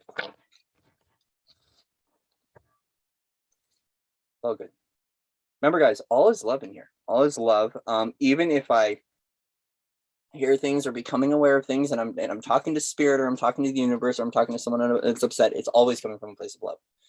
And if it comes from distortion, I will gladly look at that and shift it out myself. All is love there. Okay? Yes, never love self too much. Thank you, Angel. I think that's a good one. There has been this notion, this tendency for a lot of people to find self-love and self-nurture as selfish, myself included, right? Especially being a caregiver, especially being a giver, especially working with things like Chiron a lot, right? Has been that it's really important for all of us to let go of the belief system that self-love is selfish, and it's actually an important part of the opportunity. But for some of us, because of our blueprints, because of our awareness, because of so many different things, we also have to become aware when we're supporting other people. And there are wonderful people that support every single freaking day that aren't showing up on YouTube and aren't getting hero medals, right? And so I want everyone to also take a moment to observe themselves, that like sometimes there are people that I know that are even in this room right now that do a lot of work behind the scenes and that aren't showing up and getting credit for it. And so I want to take a moment to say I honor you, I bless you, I love you, and to just kind of give you an opportunity to feel into your own magic and your own awareness of how beautiful what you're doing is. Because there's a lot of people that think like, hey, the only way that that people will know what I'm doing is because I'm on YouTube or whatever. No, we hear you. We hear you. There's people that do a lot of work behind the scenes that aren't showing up on YouTube, that aren't showing up and getting awards and medals, right? There are people out there that get their asses kicked every single day doing what they're doing, sharing the light, including the Dragon family, right? There are people that go into some nasty places and do some really incredible work to help the homeless, to help refugees, to help with slavery, to help with people, right? And those people deserve a really big hug and a really big amount of love, because the people in here that you guys know, you're getting that ping right now that I know what you're doing out there in the world, and I love you. Okay, that's it. Love. Bring up the Palo Santo. Bring up the Palo Santo.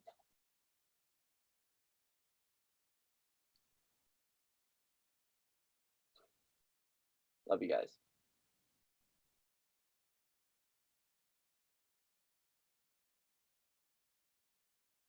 Yeah, big hugs. Big hugs. You know, sister, you know.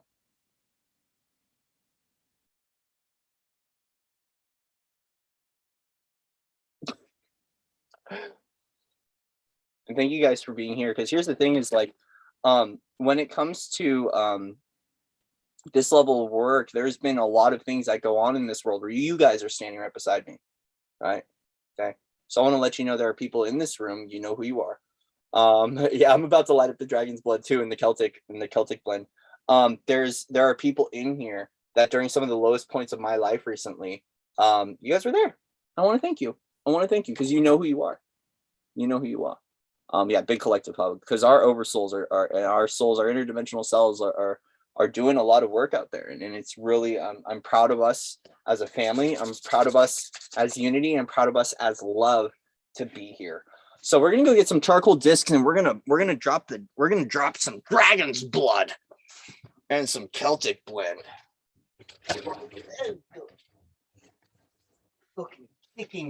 Kicking water bottles. Why are you kicking water bottles?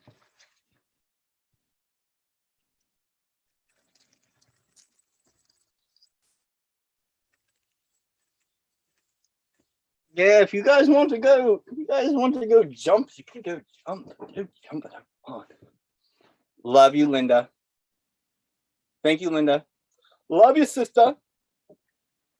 Be contacting you tomorrow. I think our Linda and Sherry are going live tomorrow, I believe. So guys, go over to Sherry Bosch and go check out Linda and Sherry. They're going live tomorrow. They do some excellent activations. I will post it in the community forum. Go support the sisters. And the new humanity is being born now. Oh, the new humanity. I love coffee. No, this is not. I know. I want to smoke a cigarette.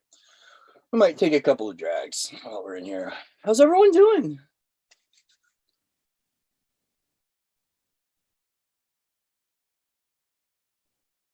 Don't smoke a cigarette on YouTube, Cory. Don't you know who's supporting your channel right now? And they don't want you to smoke cigarettes. I agree.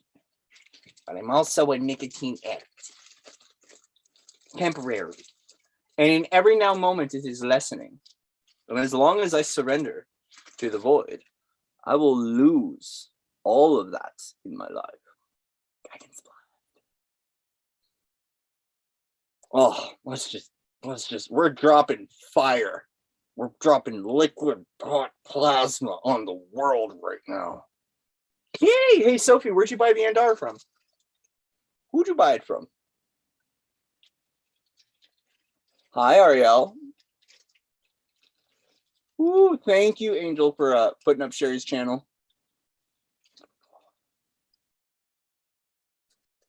Yes, very gifted. Wonderful sisters, very supportive. Like, I have just so much respect for them. I value and honor them so much. Like, when there's just those people, and I'm not just saying that to like blow up their egos. During the day, like when I think of Linda and Sherry, I'm like, oh my god,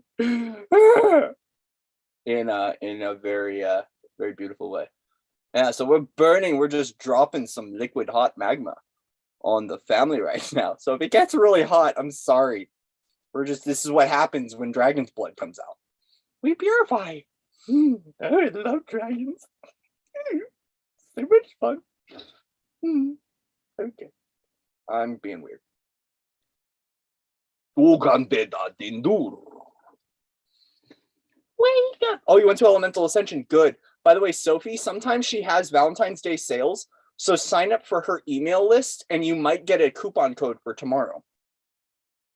So if anyone wants some dragon's blood, you're all getting some purity right now. We're just bringing it all in, brushing it into the ground. Yes. But no.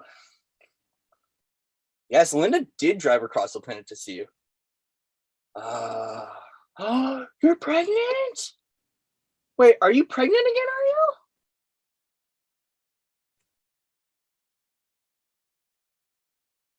Or is this when you got pregnant?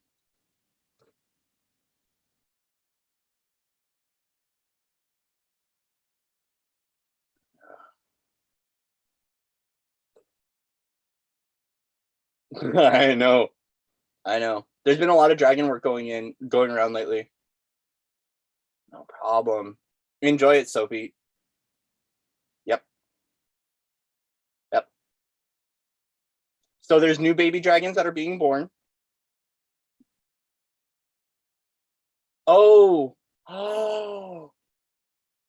Ariel, you're pregnant? Oh my gosh, Ariel. I'm so happy for you. I'm so happy. Happy, congratulations. You're such a good mama. Like, I don't know that you're a good mama, but I know. You know, like, I don't know, but I know. So happy. You have a Leo baby coming? I'm so sorry. No, I'm not. I love being a Leo. You're going to have your hands full with a little lion, Ariel. Another little galactic. Dude, Ariel, you're going to have so many galactic children around you. I want to go to your house. I want to go play. I want to go play with your kids. Oh, it's okay that you've been MIA. It's all good. All is forgiven. All is love. We love you, Ariel. You're always welcome in this space. Motherhood takes a lot, and I don't know from experience, but I do know from how much of a pain in the ass I was as a starseed kid. Being an indigo with multiple versions and multiple diagnoses that were done entirely wrong, but gifted to me as an opportunity to learn and to receive and to expand. Ariel, I know how hard it can be because I was a pain in the ass little child. I love it. Yeah, I'm Leo Sun and Leo Rising. So it's all right. There we go. All right. So we're done with Shatiel. Let's just bring in more heat, more dragon fire. Here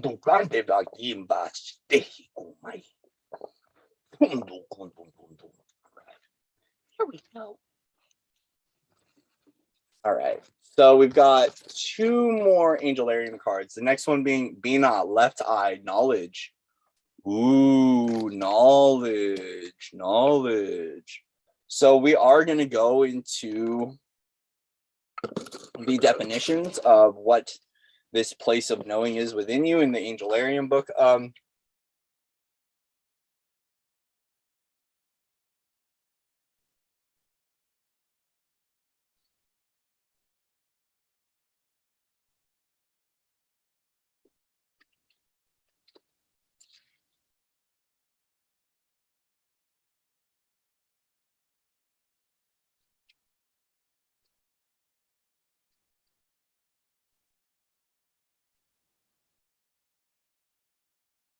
What's Bina? Where's Bina? Left Eye, knowledge, the third emanation, a flow of light that pours into the world, a candle whose flame may light another without diminishing its own. Bina seeks not only creation but purpose. She is a flare of pure intent that blossoms from the heart of existence and out into the world. Her energy brings with it a desire for knowledge. She is the force that turns all the potential from higher emanations into a form that can be received by our consciousness. The white orb illuminates the way forward. Bina sits atop the pillar of severity, heading the feminine aspect of the diagram. creating a perfect balance in the chokma at her side. Together, they represent a continuum of psychic understanding. While Bina represents the power of knowing, chokma reveals the power of not knowing. One acts as a vessel as the other fills that vessel, giving it purpose, found in learning, shared experience, and creation. So we are looking at someone that is stepping into a knowing, or that is receiving a higher knowing, a higher intellect, a higher knowing. Man, I've got cards everywhere. This is insane. All right, Bina, what's the story from Sean Connery? No, we're not working with Sean Connery today. Okay. Too soon? Sorry, Sean Connery. I've got respect for you and all the other dimensional versions of Sean Connery. All right. No, not Sean Connery. What messages want to come through in regards to knowledge or this knowing for us? Oh, yeah, dear. We've got portals open. Oh, your parents also needed a lesson. Laugh how loud he insults us. I know. Yeah, thank you, Lord. My parents did need a lesson. Okay, let's not bring that energy into the call. Love. All right, knowledge. So what is the universe want to tell us about this knowing, or this knowledge, this reception of knowing? What is the message for this coming forward for us to?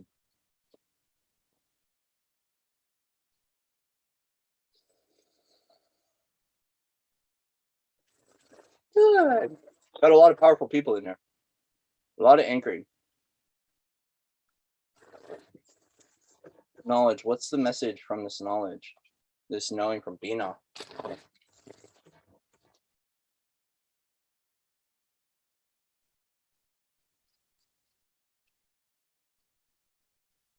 Mm-hmm. Oh, you know about emerald? Great. Got a lot of emerald in here.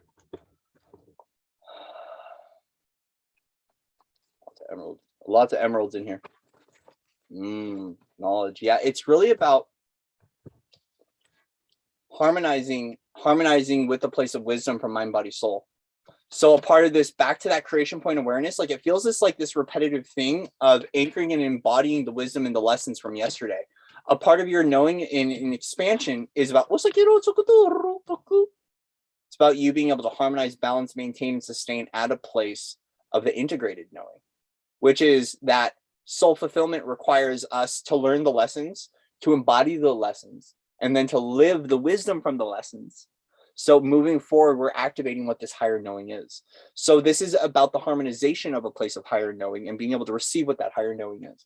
So it's opening up the mind to create a potential. It's opening up the body to create a potential, but it's also grounding within the form and holding that creator creation awareness within the form as we are walking and stabilizing. So a part of our knowing is harmonizing and balancing in that place of knowing. Yes, experience is knowledge. Yeah. So it is in co-creation with the universe and within one another, right? So with the Three of Pentacles, we are looking at this step down. Okay, so step down being like almost like a little bit of step down, going from a 4 to a 3. We're kind of looking at like taking a moment to step back, to step into that observance, right? But it's also recognizing that a part of your harmonization point, your knowing is not just alone, it's co-created with others. That others are going to provide you lessons and experience. Others are going to activate that higher knowing within you. But that's a part of co-creation, not only with the divine, but it's co-creation with one another. We have to harmonize with what that is through our channel, right? And that doesn't mean that we are channeling this awareness, but it's about the embodiment of that awareness in our day-to-day. Right. So Bina coming through that our knowledge is actually held within, but it requires that stabilization point of body, mind, soul to be fully harmonized with that. But we also have to start sharing this knowledge with one another. So how can we get up and begin to co-create with one another, right? It seems like there's actually people here that want to know more.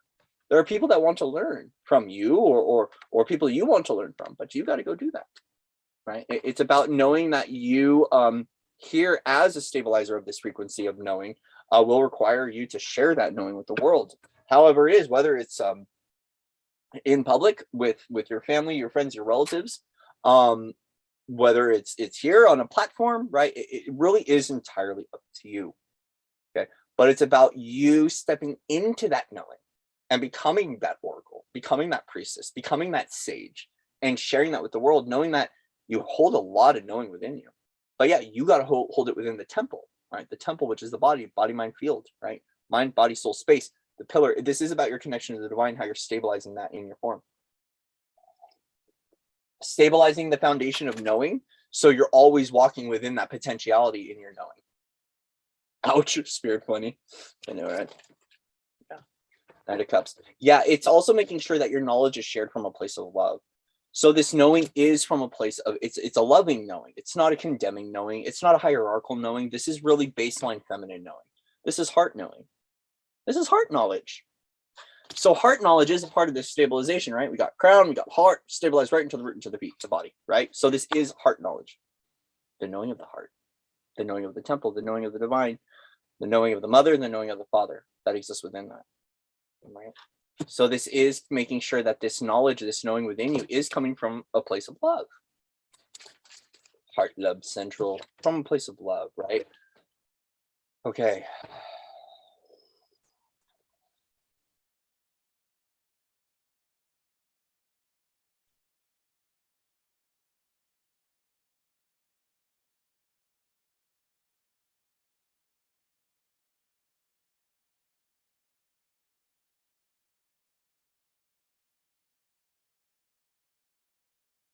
Seven of Swords.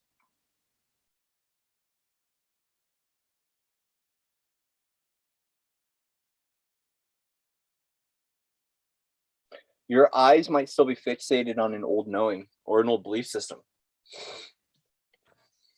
Eyes looking back, moving forward. I feel like there's a past truth you got to retrieve for yourself. It's an important part of your love. Once again, this is the embodiment of our lessons moving forward. So a part of completing a cycle is we got to make sure that there's wisdom from those lessons that we're carrying forward. So there might be something still a little bit left behind that you got to go get. Sometimes we think we selfish. Really, it's just knowing. Just say it. Thank you. It's about... Thank you, Angel. There is some sort of wisdom from the past that you might have your eyes on that isn't helping you moving forward, or there's something you need to retrieve. Like it feels like a little bit of a code thing. Like there's, hey, you'll have something back there you need to go get. Follow the breadcrumbs back. It's important for your love moving forward. Also, too, okay, for some of you, this is such a good one. For some of you, you might be concerned about sharing your knowledge with the world because you fear that it will be stolen. Because sometimes the Seven of Swords can speak of thievery in the traditional sense. And so for some of you, this might be a past life thing where your knowledge was taken from you. And as a result, that might have an effect on you sharing knowledge and sharing wisdom with the world. Is that like, hey, I did this before,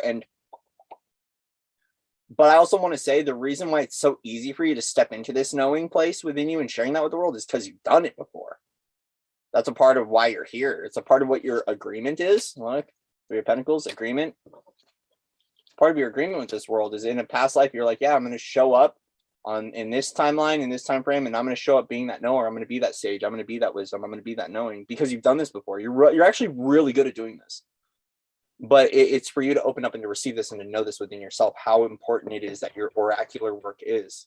The reason you're so good at it is because you've done it before. You've been an oracle before, right? So now that you have this level of awareness, where do you move from here? The entire world's in your hands. Right? Where do you go? Where do you proceed from here? Because you have options here. But we want to make sure, right? Because here we are, looking at the past, moving forward. Do I go left? Do I go right? Do I go up? Do I go down? Where do I go? You make that decision. Whatever it is, we want to make sure it's harmonized with the place of love. It's harmonized from within and given from a place of love. Mina, knowledge, the knowing from a place of love. Observational standpoint, where do I go from here now that I know that I do this? The choice is yours. Hi, welcome. You have free will. How can I take your order? Right? You got free will choice on the observation of where you go, where you shift, and how these timelines are propagated for your life, for your awareness. Right? Yeah, trust that abundance will flow with you guys. Abundance is going to flow with you, through you, for you. Yeah. For some of you, it might be, yeah, I want to be this oracle. I want to be this way show. I want to be this knower. I want to do these things, but how am I going to afford it? Choose the pathway that gifts that for you. We're back at this abundance card. Okay.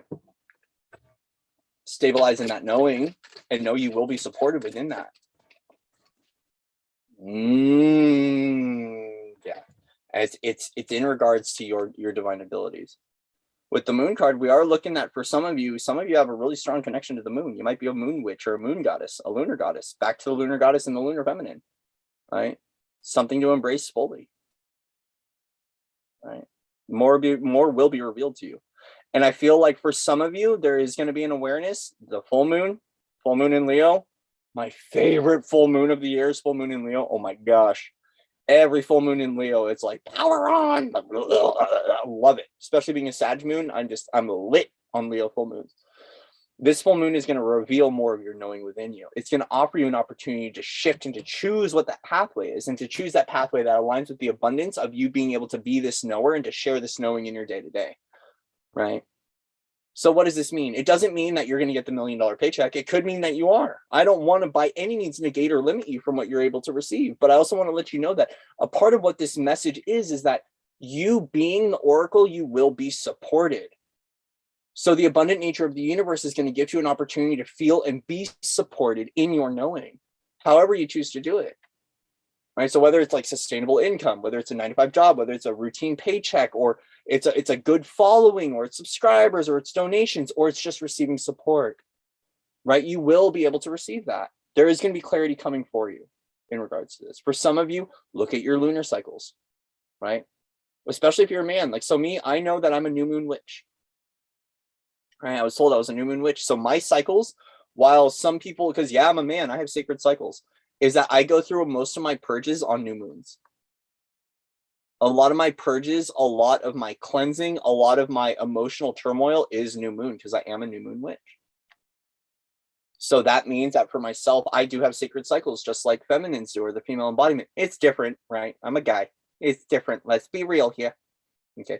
But we all have this lunar cycle, right? We all have this lunar cycle. So the full moon is going to give you an awareness of where to go on your opportunity, right? But it's up to you to stabilize and to choose this choice within you, right? The revelation is coming for you. But also part of this abundance, right? Like, is when we start to access the gifting realms and the magic realms, and we're working with Sachi, yo, you know, Sachi, you're my boy, Sachi. When you're working with Sachi, and you're coming into this knowing, right? Is sometimes those gifting realms of being supported isn't always just a paycheck and money.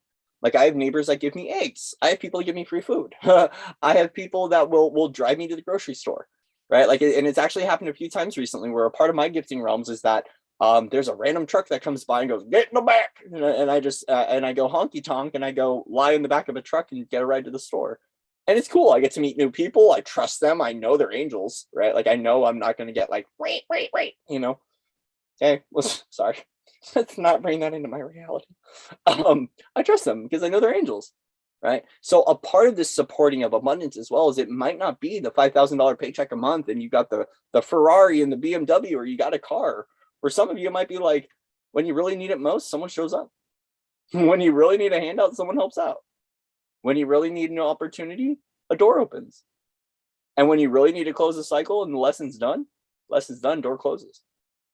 Right? So we also have to really register what this new level of abundance means for the new humanity. Because yes, there are people out there that are receiving, you know, good salaries and things like that, doing this knowing work. But for some of us, and it's been like this for a while, for some of us, it's just we're not left without. Right? We're not left without. So just trust that knowing within you guys, that there is something that's going to come through with the full moon for you, the lunar cycle, activating the lunar goddess, whatever this activation sequence is, your clarity will arrive and you're going to know at deeper and deeper levels what this is. For some of you, your clarity might come through with the lunar cycles and with the full moons. So it's really take that time to start stepping into your oracle work. What does it mean to do that, right? Light a candle, right? Set up sacred space. Clear out your timeline. Get everyone out. This is when you come in and you got to start being the bouncer of your own reality. Kick everyone out. Shut the door. Slip beyond the veil. Tune in and up. Listen. Start writing. right? Some of you have a lot of big streams of downloads and codes and insight and channeling that comes through you. And it's up to you to build your archival record of what that is. For some of you, you're very powerful during the full moon, and that's your time to really drop everything and start stepping into what this knowing is, to provide what that is for the world. Right? So it's working with those cycles for yourself of really knowing how beautiful you are, knowing how competent you are, knowing how strong you are in this knowing, how open you are to receive this knowing, and to begin translating that knowing through the form for you. Because this knowing isn't always oracle work. It's not always like channeling. It's not always tarot. It's not always writing books. You know, you can be an oracle that's a dancer. You can be an oracle that's a walker, right? How do you express the knowing through your form? Because you're the one that's stabilizing this in the body, and you're the one that's sharing it as love. And you're the one that has the opportunity to make the decision on how you do this and where you go with it from here, right? No one's doing this for you, and no one's stopping you. No one's getting in the way, right? This is a co-creative endeavor with the divine. It's a co-creative effort from the divine. You've done this before. You will be abundant in what you're doing, and more will be revealed to you as long as you choose to step into that and allow yourself to know that, right?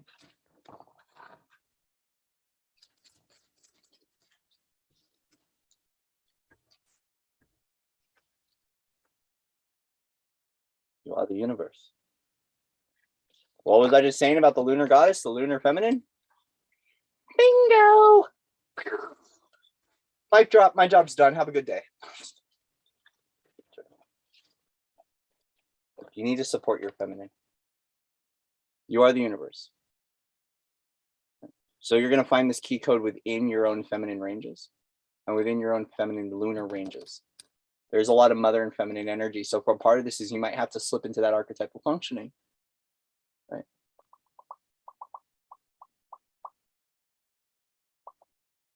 Okay. Be kind to yourself. Be kind, loving, soft, and gentle to yourself. Okay. Yay! Thank you, Bina, for showing us the way. Remember, you are the one that creates the knowing within you and shares that knowing through your own form. It's up to you how you translate it. You don't have to do what other people do. You have a unique way to bring that forward for you. Okay? Allow that to come forward.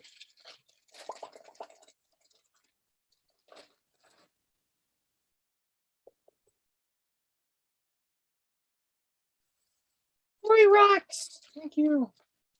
Where's Willow? Willow. Willow. We are bored. Willow.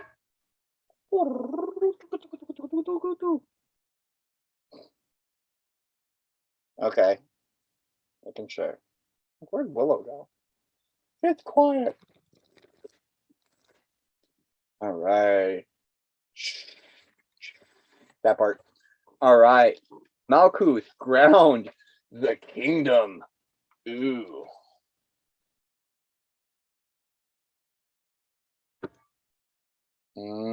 Okay, Trippy. With great power comes great responsibility, right? And the thing is it's about trusting yourself. Your universe is never going to give you enough to screw your, like, my universe has never given me enough power to screw up my life or to screw up someone else's life. And if I do screw up, it's a part of my lesson in learning. There we go. Hi. So Trippy, I wouldn't be, for me, purely observational and purely just Cory here. I wouldn't be concerned about that, but I know what you're meaning. And right there, Trippy, that's why that Seven of Swords energy was coming through. Is you've done this before, is it feels like that's a past life thing. Like, hey, I did this before and I screwed it up. The one thing that I was told was that I was like, hey, Cory, when you do this work, you're not going to do it the way that you did. You got to trust that. A big part is you have to trust yourself and build that trust that you're not going to screw it up and you're not going to hurt other people, right? And your universe, like my universe, when I started to awaken to my power, my universe put me on lockdown. Has anyone else gone on universal lockdown or has been put into isolation chambers? galactic jail. We're working on it. I know. Don't worry. I've got enough of me here to feel whole. Don't go rogue, kids. Anyway, follow the law of one. Everything's okay. Yeah, I knew she was close too. I was just wondering. I was like, is she asleep? Oh no, weird. Anyways, not weird. Normal. Cory cares. That's what I do. And we love Willow. Yay. So a part of this is that, you know, my universe set up for myself ways where I could expand my gifts and my knowing in a way that was training for me and that was acceptable, where I had enough power to know my power without hurting people, right? So my universe, like, so when my etheric hands get unlocked, when they actually are like, okay, we're unleashing your power, they like unleash my etheric hands. They're like, okay, and you know, then I've got like mom and dad standing there like, what are you doing? You know, all officers on deck, make sure you're doing okay. And then when I'm done with whatever I'm doing, they just lock my hands again, right? And it's not because I did anything wrong that I'm aware of.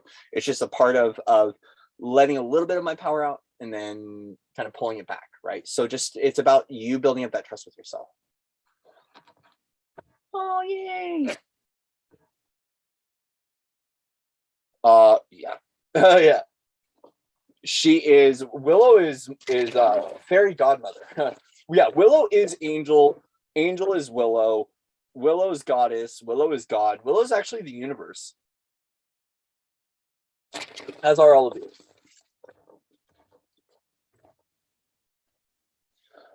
All right, so whoa. Dragons, calm down. Thank you. It's starting. I have a feeling that my shit's gonna get smashed up today. Okay. Malkuth, ground the kingdom. So what's the story, morning glory?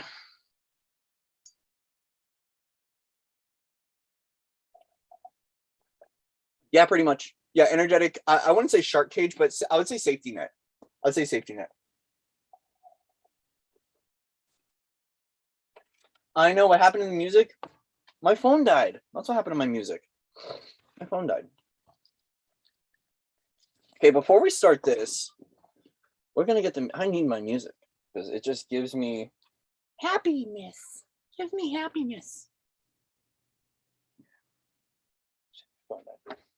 All right, we need to open up Spotify. We're gonna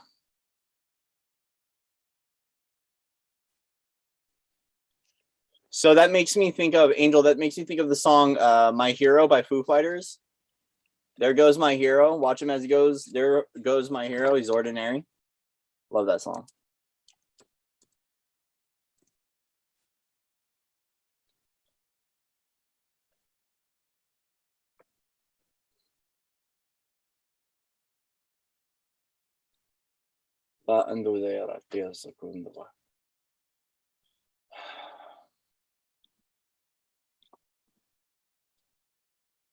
Oh, good. I thought the full moon was on the 16th. The full moon was February 16th. Leo full moon was on the 16th. What? No, I don't want to log out of Spotify. No. No. How about no? How about no? Mini-me, quit humping the laser. Mini-me, quit humping the laser.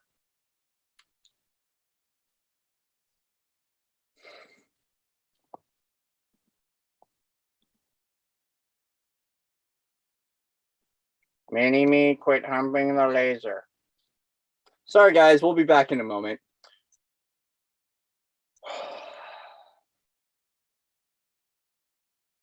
Yeah, Pretender's a good one. Wouldn't I say I'm not just another one?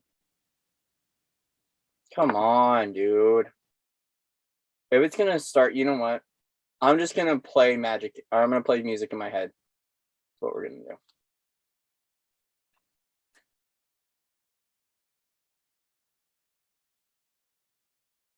All right. Ooh, that was a big crack in the back. Yes. All right. Time to go. By the way, Cory is drifting off because I'm just like, oh, wait, I'm still here. Hi, YouTube. How's it going? Hi, this is Cory in Multidimensionality. How can I take your order? Kind of here, kind of not here. And as a result, I was about to walk away from the computer and be like, okay, bye, guys. All right, 1 second. 1 second while I figure out what I'm doing, where I am, and who I am. Where am I? Who am I? Where am I going?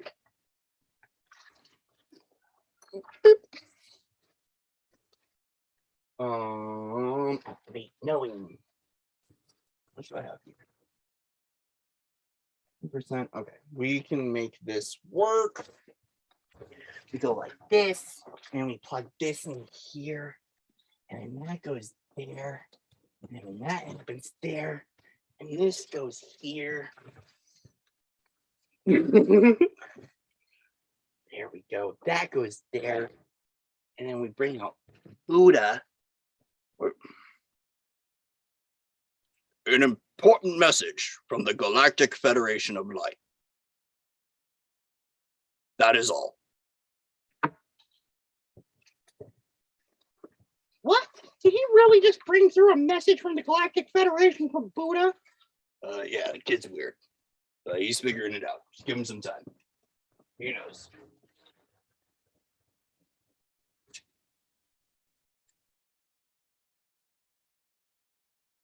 Cory, where'd you go? I don't know. Figuring it out. Cory, have you built a routine for wellness? I have not, I have not. One day at a time. Did go hiking today, though. It was a beautiful hike. Is he really talking to himself in the background? Oh, yes, he is. He's a madman. That's what he does. Welcome to being a wizard. Oh,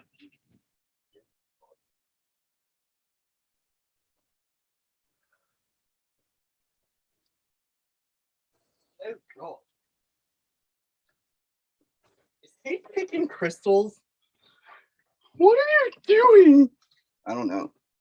Hi, everybody. Welcome back. Hi.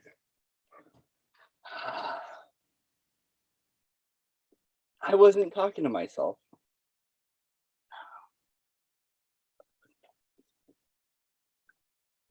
Stevie Wonder. Stevie Wonder has some new tricks up his sleeve. Who's calling him Stevie Wonder? Ringel. No, we're not playing with the Nordics.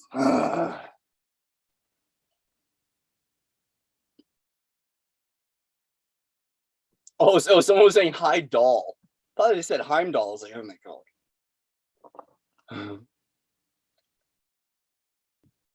God. Chief? Like a Native American chief? Yeah, I live on native land. So I have a lot of Yavapai here.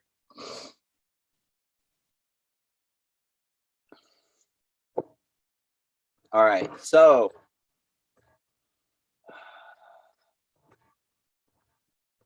right side? Really? Night side? Chief? Night side? Interesting. Hello, big brother. Oh, okay. Feel you there. All right, so we are going to go to Malkuth. Ground the kingdom. Malkuth. What's going on here with Malkuth?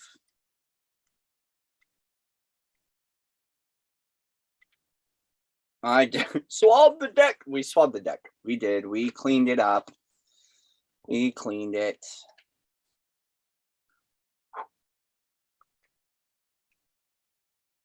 Malkuth.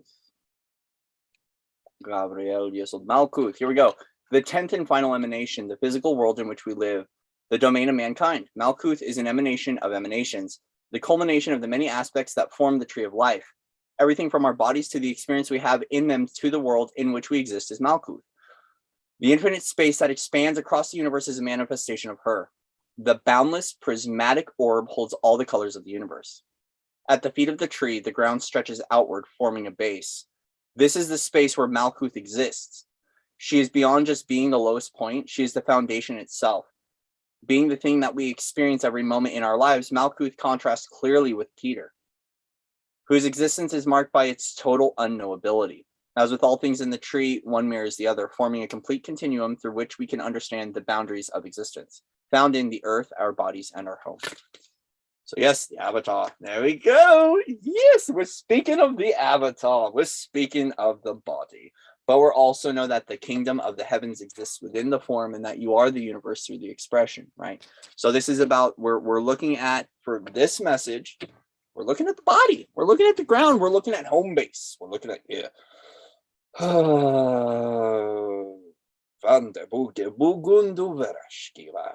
So what's the story regarding Mal? Let's try that one again, shall we? What's the story for Malkuth? Story for Malkuth.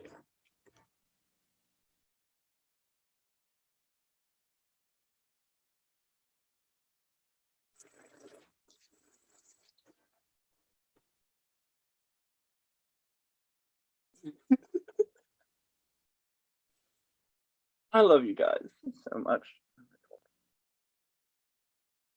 I'm getting yelled at right now by the teams. I love you guys. I know.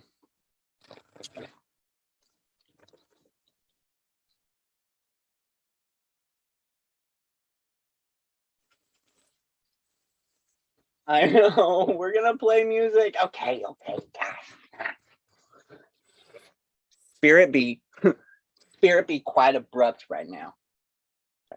Cigarette smoking is bad for you. I agree. It's like Cory. Spirit.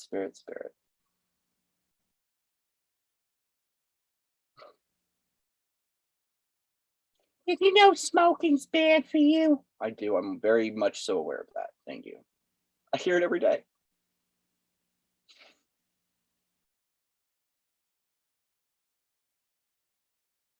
All right.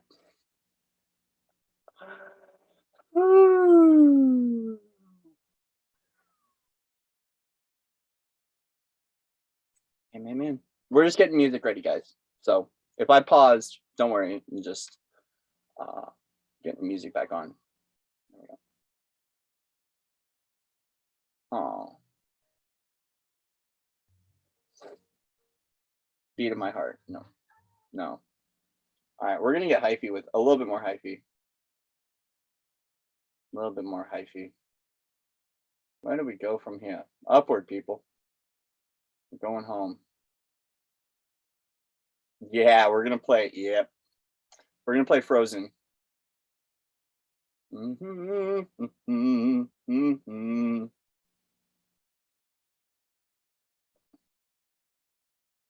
just trying to find out which one I have it on. Hey Willow, which playlist do we have Frozen on? Is it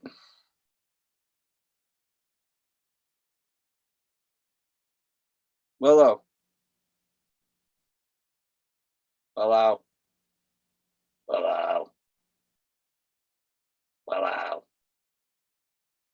What playlist has Frozen on it? Oh, here it is. Found it. Would you? Do you have water available? I do. I don't want water though. I want coffee. Oh my god. I love you guys. I got moms around me right now. All right, we'll drink water.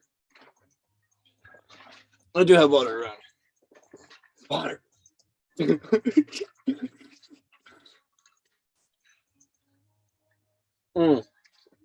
I don't do shadow work related to smoking.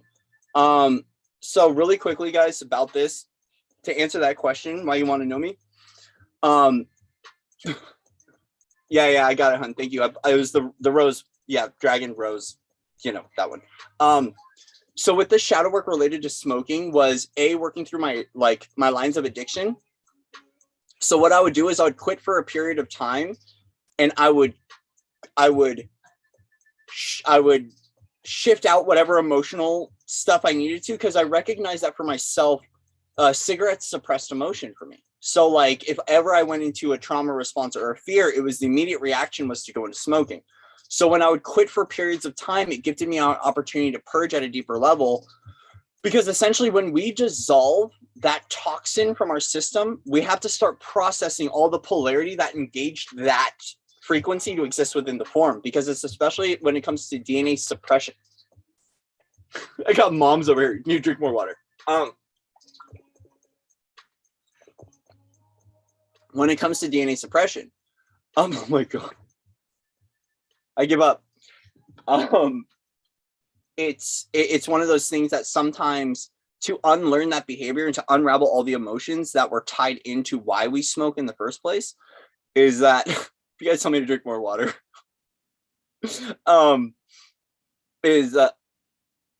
yeah, I need to quit smoking cigarettes too. I'm getting there, Angel. It's getting there. My universe gave me a couple of days. They were like, they got on me, and then they lifted it off today. They kind of put the pressure, let me know it's important to stabilize.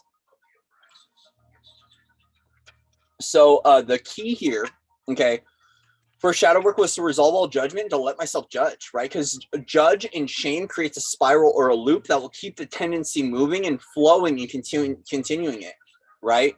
So like we have to observe, we have to really be kind and gentle with ourselves while we're going through the process. And for me, it was like, I'm just going to allow myself to smoke. There are some people who have contacted me and have been like, yeah, you know what? I allowed myself to smoke and they ended up smoking less. It's the opposite for me. Yeah, see, all I do is same here.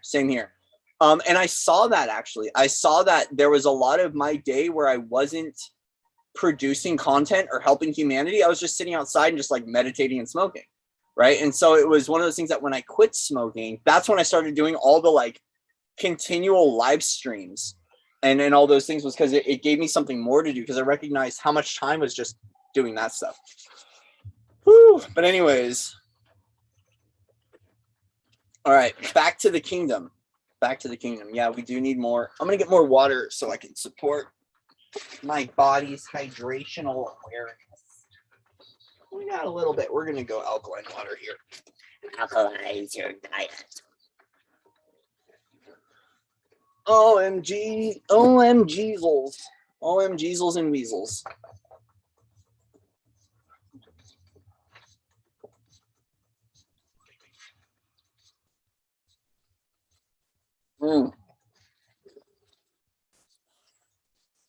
Gatorade, H2O. Gatorade, H2O. Water sucks. It really, really sucks. Has anyone seen Waterboy? Best movie ever. Waterboy is the shizzleness. Okay, back to Malkuth. Okay, back to Malkuth, guys. Malkuth, ground. So we're looking at the body, we're looking at the kingdom, we're looking at the form, we're looking at stabilizing whatever it is with this highlighted focus on the kingdom. So what's the story from our other dimensional versions and from my universe to yours and divine neutrality? What's the story with Malkuth? Okay, yeah, the tree of knowledge and the tree of life exists within you. Everything you need exists within you, guys. So it's really knowing that you're Akashic records, right? It's about knowing your divine essence, your divine blueprints, your soul gifts, your soul inheritance. All that exists within you. It's no thing outside of you, right? So we're looking about the anchoring of awareness that everything exists within you, that you are the tree of life, right? Your 12 tree grid, right? Your tree of life, your tree of Sephiroth exists within you. Your multidimensionality exists within you. The body is the base, the stabilization point of your multidimensional expression. So our oversoul, our higher selves, our interdimensional selves is all woven through our DNA. It's woven through our body. You are the base, the stabilization of your multidimensional awareness and your multidimensional expression. So highlighted focus on the body.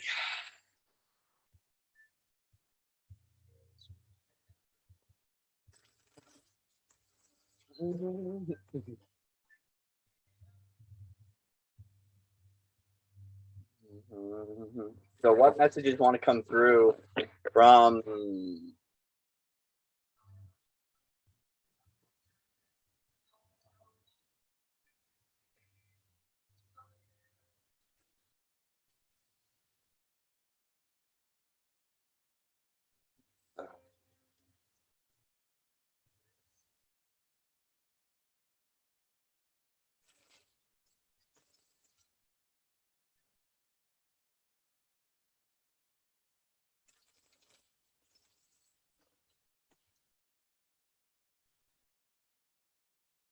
So Patrice, dopamine, dopamine. What can you do to get more dopamine in your? Look at dopamine, serotonin, and oxytocin. Those are 3 things that are key components when quitting cigarettes. And so one thing that my universe told me about as well, and research I was doing, exercise, hugs, peer presence, playing with other people. Look at the happy hormones. What creates that happiness in your life as well? Because it might be a dopamine, serotonin, oxytocin imbalance, which can be stabilized through supplements, through health routine, exercise, and doing what you love. Woo!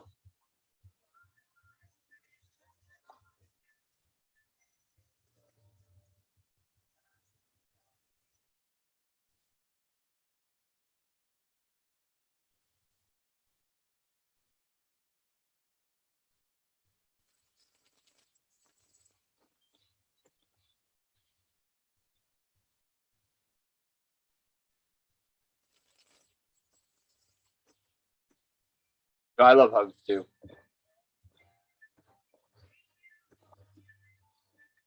I will be getting a hug once the borders open.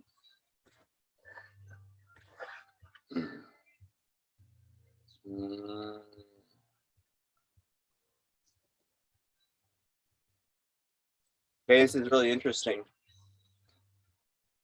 Malkuth in the tower. You are the phoenix. You are the embodiment of the phoenix. So what's coming through for this version of you clouding the reading is that you are the phoenix. You are creation and destruction all in one.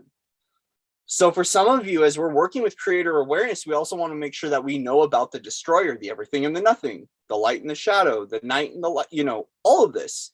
It's about awakening that level of knowing within you that you are the phoenix, that also too your body is going through a breakdown process and a break open process. Oh yes. Yes, Angel. Other countries that are in the north, the tower. You are the tower, and your body is going through a restructuring right now. So this is about reshaping our focus, right? Knowing that our body is going through a process of purification. We could see the tower as a purification. That which is not pure shall crumble, which also means that as our bodies are dropping density, right, that our body is going through the process of restructuring, right? So we are the embodiment of the phoenix. We're looking at someone here that is the embodiment of the phoenix and is surrendering to what it means to be the phoenix. The cycles of death and rebirth, the cycles of transformation, the awareness that our body is constantly changing, that our body is fluid. What? I thought I was fixed form. No, your body's fluid. Your body is fluid. It's all just an illusion. Yeah. Do you see that your gift is your body? Do you see that you being here is the gift? So some of you might be working with pure miracle consciousness. Where's my gift? Where's my surprise? Where's my miracle?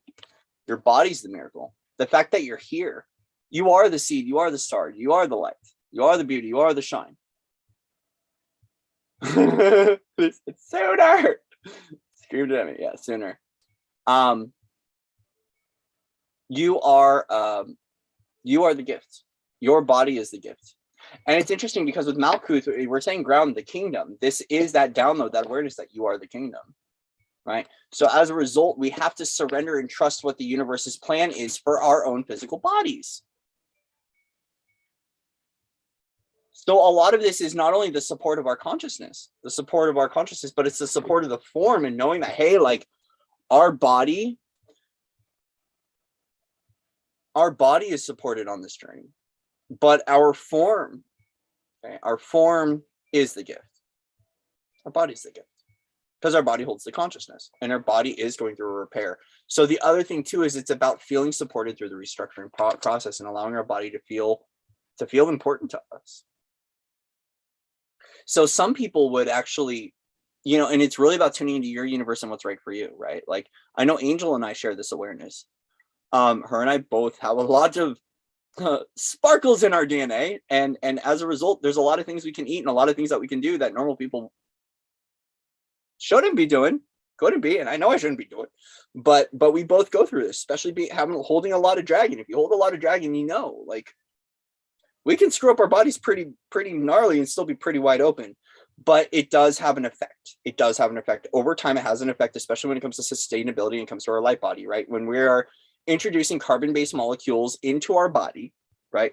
And carbon-based mechanisms, as we're dissolving the carbon-based body and we're awakening to the silicon matrix and we're awakening to the light body and we're awakening to what it is to be pure plasma, pure source light, those carbon-based molecules do affect the level of light that we hold in our density. It doesn't mean that we aren't powerful, right? But there's a lot more that can come when we start to dissolve what that carbon-based molecular system is. And that a part of that is dissolving the judgment, because the judgment holds density too. That holds into the carbon body as well. So it's not only the consumption of things that create that carbon-based system within our form and keep it alive, but it's also awakening to the fact that as we dissolve more of that density, including our foods, the supplements, and the things that we ingest, including thought forms, including awareness, including all of these various mechanisms that are in our reality, that we're going to be able to gift ourselves the opportunity to hold more light. But it's time for us to see that we, within the avatar, are the gift that holds the consciousness, right? Now it's about observing this, though. It's about observing that your body is a temple. It's also being mindful of your thoughts.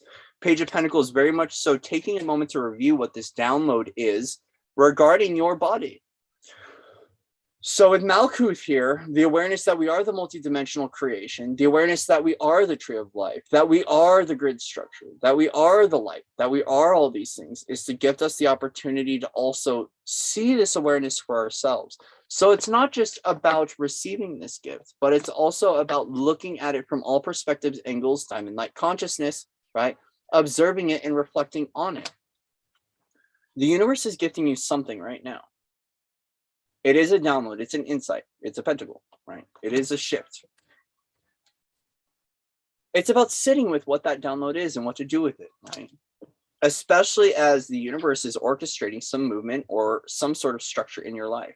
So for some of you, this is a return of fire letters, a return of codes, a return of a stabilizer baseline frequency that's going to provide an opportunity for you to expand. Okay? Either way, it is a disruption in your life. Right. Sometimes activations are disruptions. Have you ever been going about your day and then all of a sudden it's like, oh, here we go, lightning bolt, and you're like, and you just go out, right? These moments are gifts for you. They're opportunity, and it's up for you to be able to share this gift with the world, to share this download, to share this with the world. Okay, yeah, it's.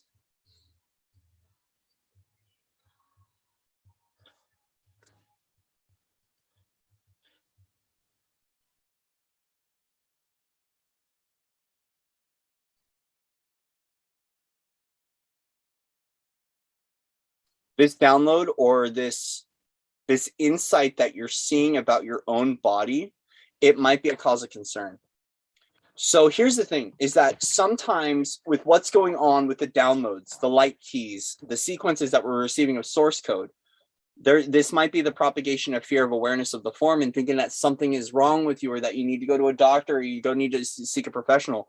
I am not a medical. I'm an intuitive. I'm a guide. I'm a way shower. So I'm by no means gonna say, do not go to see a licensed professional. I have my own opinion, but we're on YouTube. Hi. Welcome to Logistics and Algorithms. How can I help you? I'm by no means held responsible. These are for entertainment purposes only. Your heart knows. Your heart knows. So a lot of this expansion of awareness, right, is that when you're going through these physical body restructurings, you're going through these physical things and you're dissolving the limitations from your life, is also being aware of when fear gets in the way and when it starts to bring up concern, right? Because you are going through a death and rebirth, but it doesn't mean this is a physical death. We're looking at the opportunity of knowing that that's what cycles are of creation, right? We also have mass transits. We have mass exodus. It happens in the world. So I'm by no means here stating that you're not, XYZ, right? You know about your body, you know about your path, but this is something to be aware of, right? Is that transformation exists, and actually our bodies are quite transformative. We are the sacred architecture with the soul, right? And as a result, that opens up a whole new level of belief system. So what we have to do is we have to defy the logic and the limitations of like what Western society would see, right? And begin remembering the miracle that we are as light within the form. Okay, the miracle we are as light within the form. Yeah. Once again, There's an old belief system that's coming forward as you're walking through and learning about your body again and who you are. We want to make sure that we are dissolving that. There's also some sort of this, once again, is like it's a past life thing. This key code is bringing up something from the past that's up for you to shift, an old timeline, an old truth, right? An old parallel reality, an old version of yourselves. Either way, some of you, in regards to the body, you've been dealing with a lot because it's a suppression of DNA. It's a part of your epigenetics. This feels actually a little bit epigenetic here. There's something in your 2-strand DNA that needs to go through a process of purification and unraveling from your reality to recognize that you are the kingdom within the body. So there is some sort of absence of recognizing who you are as soul within form, or from other lifetimes of who you are, where you disregarded the body, or the body wasn't taken care of, or you suppressed the body, or the body was taken advantage of. And as a result, that's having an effect on your now moment. So it's up to you to tune into this awareness and to begin looking at how you view being this phoenix, how you are in this this energy of death and rebirth. For some of you, this might be the angel of death. This might be something like, you know, Raziel or Azazel. Is it Azazel? Azazel? Is it Raziel, angel of death? Azazel. Azrael. There is some sort of embodiment of the phoenix energy where your mortality comes up, and it's time for you to really go into that, what that is. There is a past life connection regarding the body and a suppression of the body, and it's coming up for that level of awareness for all of us, but it's up to you to review what this download is. The universe, your guides, your spirit team is giving you this download, but it's up to you to reverse what's been going on and to know who you are at a soul level and what you're available in what you're knowing is in regards to this, because there is something from the past in regards to fear and old truths. Because once again, it's like we have to separate these truths from our lives, right? It's like these truths that are in the heart, once again, they're from something in the past, and once again, it could be epigenetic, it could be family line, but it does tie into your Akashic records. It ties into past lives. Yeah. So you have an awareness of choice of how it's about making a decision about where you go with your own body, right? So if you are the embodiment of the angel of death, if you are the embodiment of transportation, if you are the embodiment of the tower, the embodiment of the phoenix, right? It's about making a decision on where you go from here regarding this, right? So we're activating the awareness. Yeah, there's a download coming in, right? And as a result, it's going to bring up some heart purification. There's some old truths that need to be removed. There's something in the past life regarding the body. Okay, now the choice is in your hands what to do with this, right? So the empowerment here is that we're signaling in a cue or a download about this limiting belief system or this thought form that got out of hand, right? Regarding your own form, regarding your own body, and it's time to restructure that. So now that you receive this news and you have the breakthrough moment, where do you go from here, right? Because the truth, the revelation, the clarity of who you are as the universe holding the world, right? In this place of fertility is where do I go from here? Where do I go from here?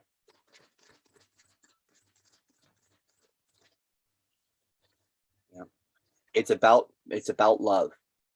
This is about loving the body, loving who you are, coming into union with the body. Since the focus is on Malkuth, it's the kingdom of heaven on earth. There is a union that wants to occur within your body, and it's about loving your body, right? But you define what that love is, guys. So if I say, go love your body, you're the one that creates the routine. What we're doing is we're activating a frequency, okay? So love, self-love. What does self-love mean for you? Right? How is this expressed to you as the form? Because this can be different for everybody. For some people, it might be, I'm going to go vegan, or I'm going to go dairy-free, or I'm going to go gluten-free, or for other person, it might be like, yo, I'm getting a Happy Meal. For me today, it was like, I'm going to Burger King and I'm getting an Impossible Burger, right? Why would you do that, Cory? Why would you share that with the world? You know, love you. The Lover's card is speaking on defying the limitations of the old belief systems regarding the body and truly and knowingly, compassionately loving yourself for who you are.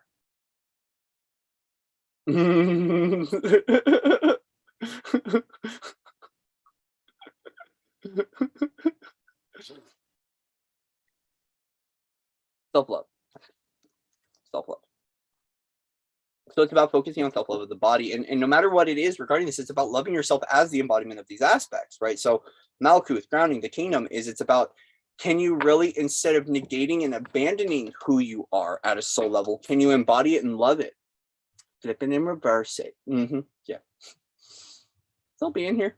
Flip it and reverse it came up. Whoever's got Missy Elliott coming up in my mind's eye, Missy Elliott's coming up. You got to love yourself, though. You're the one that has to do this for yourself. You have to love who you are. You have to love the embodiment of who you are, including some of these high angelics and these seraphim, right? So when you are in the embodiment of that, of things like Samael, or you're the embodiment of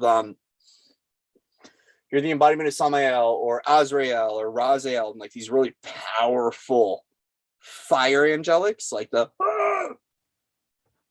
Archangel Gabriel. It's about loving yourself fully in who you are and knowing that like you are the phoenix rising from the ashes and you will rise again, right? Especially in the physical body structure.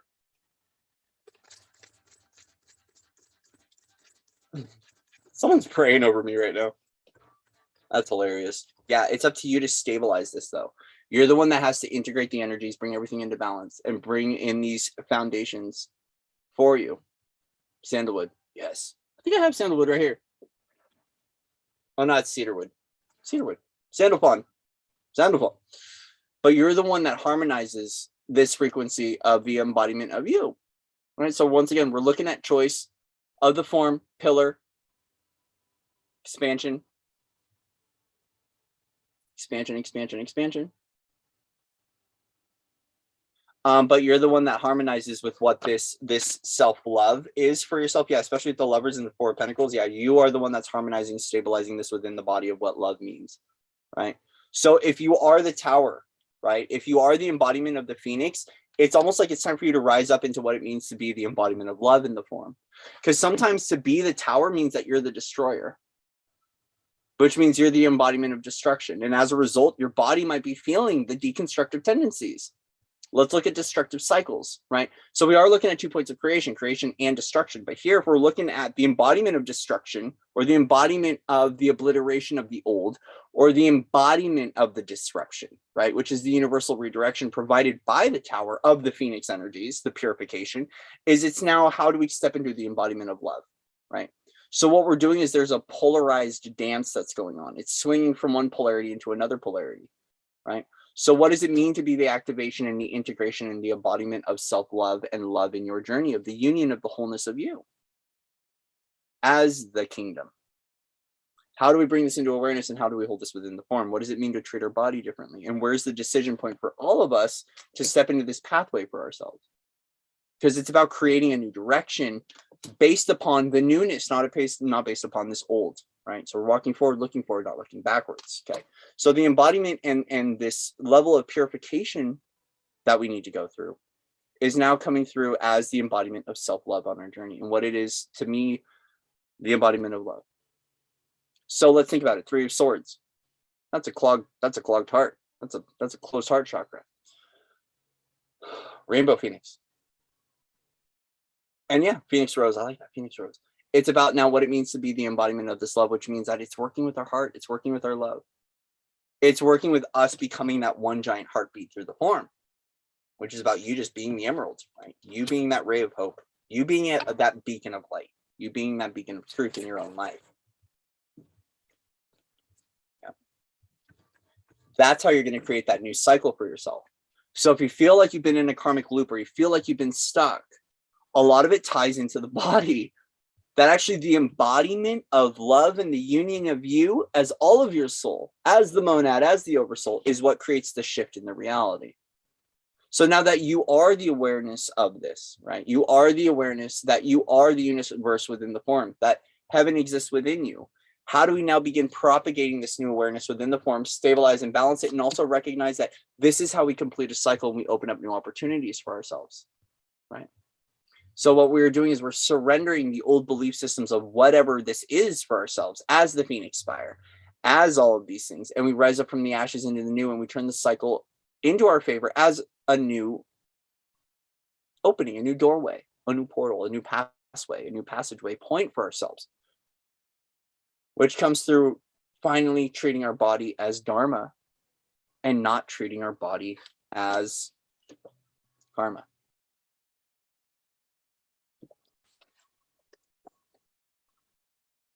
This to me looks like the embodiment of a lot of karma and seeing yourself as karmic. Rather than rewarding yourself, is seeing yourself and witnessing yourself as the embodiment of love. And finally now as the embodiment of Dharma. Okay. So for some of you, this is actually a pattern that you have where you've been shaming, blaming, judging yourself and seeing yourself as the destroyer. And in fact, it's time for you to be able to see that you are the embodiment of freedom, that you are the embodiment of love, that you are the embodiment of this union, that you are the soul tribe, you are the soul family, you are the whole soul embodied. And as a result, it's going to open up a new pathway for you. So a part of why the indecision has been in here, where do I go from here, is it's finally time to see yourself as the reward and as the gift and to shift that into a new direction. Because in fact, you are not destruction. It might be a part of you, but you're actually signaling yourself a new opportunity to recognize that you are rising up as love, and that's going to spin the wheel into a new direction for yourself. So what we're doing is we're actually reversing the polarity on the way your life has been and opening up a whole new pathway for you in regards to what this dharmic pathway is for you to be able to receive the rewards of who you are, because you're not karmic. In fact, you are just the embodiment of love. Right?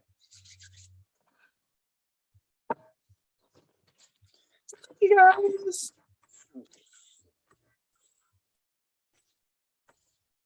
It's good reading. Good reading. I like that one. Thank you guys.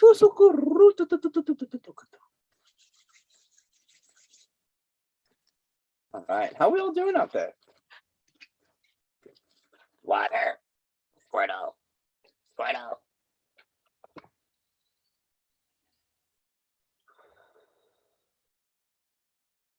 Squirtle. How are we all doing?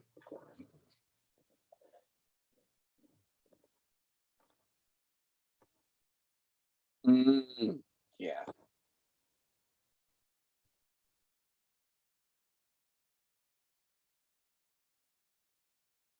Well, it's also not seeing that, it's also witnessing yourself as love in every moment throughout that bandwidth, right? So if we look at a rainbow dynamic, right, is that you're an emotional being, have an emotional experience, and that you deserve love in every now moment. Now, the thing about this, right, is the embodiment of that love is also recognizing that do unto others as we do to self, right? So we by no means, it's like your passion project has to be yourself and your body. So a part of this is respecting yourself enough to where you can walk away from situations that no longer serve you, and you can also walk away from people that aren't going to treat you as that. But it's very much so true. If you can't love me at my worst, you don't deserve me at my best. Very true. But also too, when people are in their worst, if they're being abusive or they're punishing me and things like that, I'm going to walk away. I can love you from afar. I don't have to love you from up close. So it's also the definition of love. So if you're being a gigantic beehole or an ass to someone, right, and they walk away, sometimes the most loving thing that they're doing and the way that they love you and respect you is walking away, right? But always follow your own guidance with that, right? Always follow your own guidance. But even for myself, right, it's like sometimes the most loving thing I can do is shut up and walk away. And sometimes my way of loving someone means that I got to get the F out of Dodge. And it might not be perceived as love, right? Because that love is going to, that love of self to walk away from a situation that no longer serves, or to not deal with abuse, or to deal with those kinds of behaviors, can bring up various different things within people, right? Including those wounds. And sometimes the most loving thing I can do is say, this isn't mine. Here you go. And I just kind of like open up my heart and just bless them, walk away, and allow to crumble what needs to crumble. Maybe. No, yeah. The passion project's got to be you. Let yourself be the passion project. Be passionate with yourself. All right, guys, we're going to do, I think, maybe one or two more because I still got a little fire in my belly. Go get a snack. All right, we'll be back in about, since I've been going for 2 hours, I'm going to go just reset, and I'll be I'll be back. I'll be back, guys. I love you. I love you. Yeah, I am.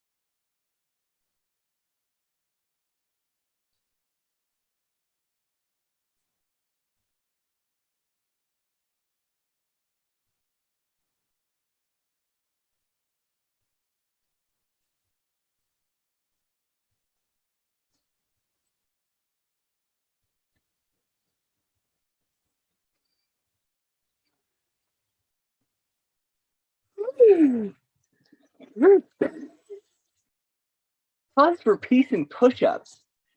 My favorite thing to do right now. Honestly, when I need to reset, I just go do 10 push-ups. Feels good. All right. How's everyone doing?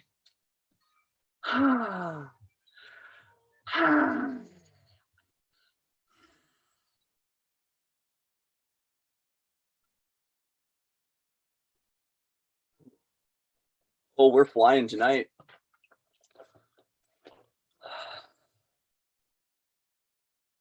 Moana does know who I am. Yo, I want Scooby snacks. The only thing I've got is Cheez-Its, though.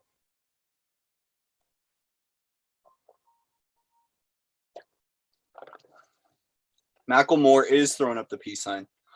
I'm always throwing up the peace sign, but I understand the mechanics of the God of War and why it exists.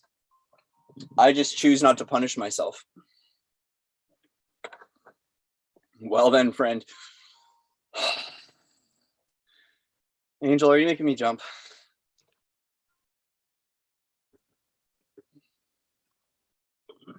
Oh, okay. All right.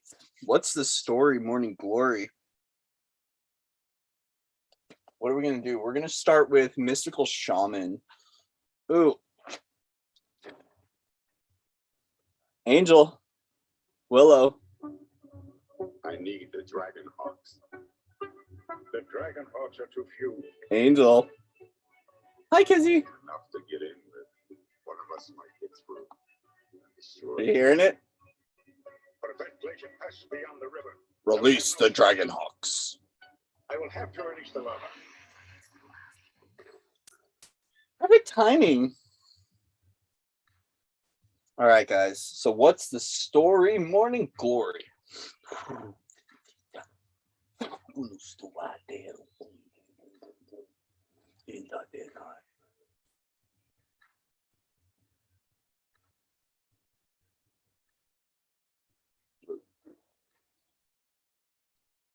There's a lot of elemental dragon restructuring and recoding and upgrades that are going on right now, guys. So just be mindful of that with the body.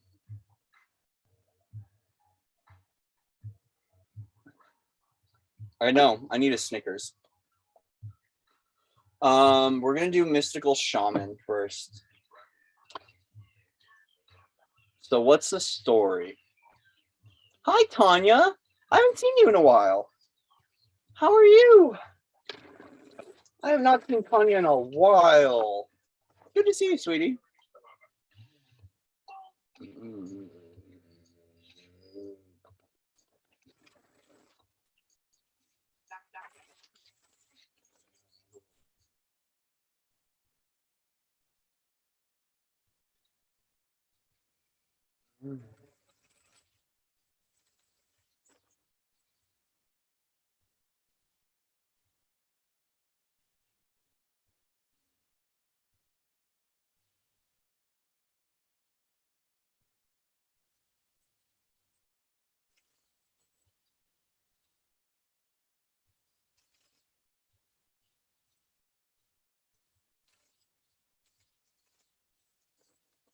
Funny shuffle. Good. Love you too, sweetie.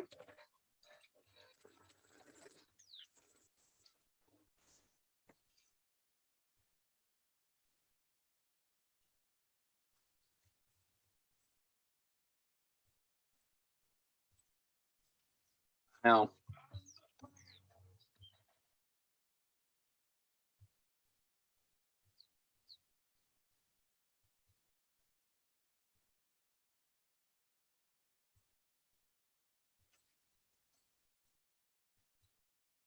The smoky mirror.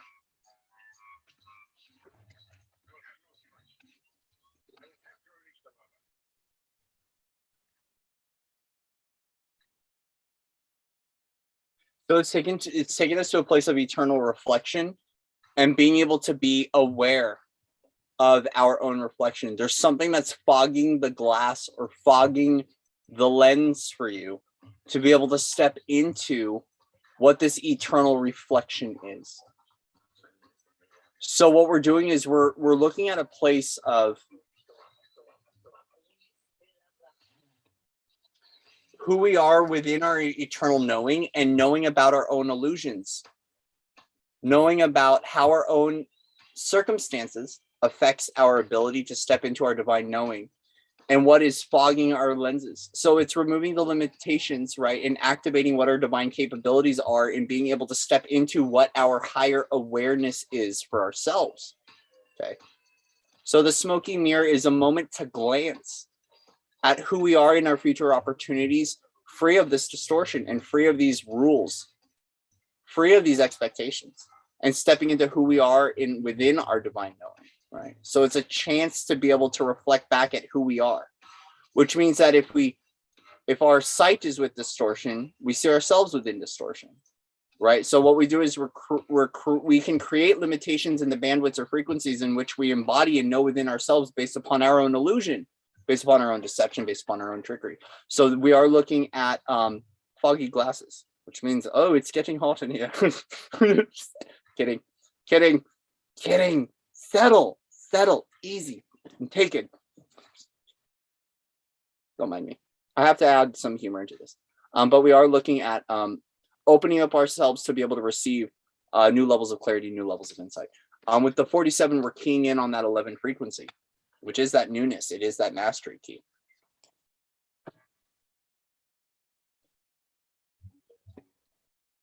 So the smoky mirror, what message wants to come forward from the smoky mirror?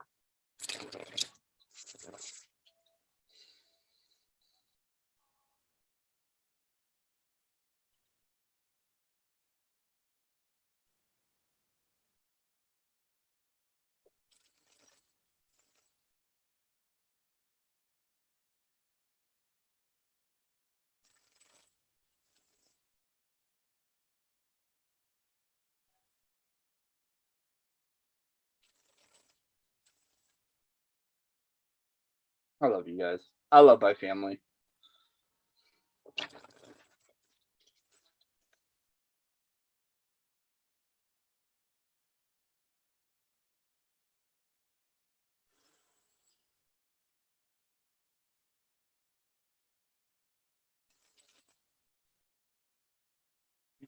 Right now.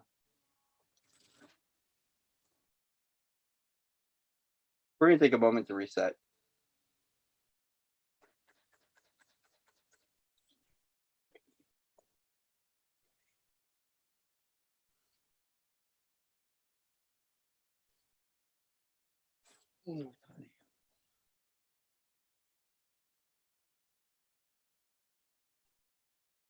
Go.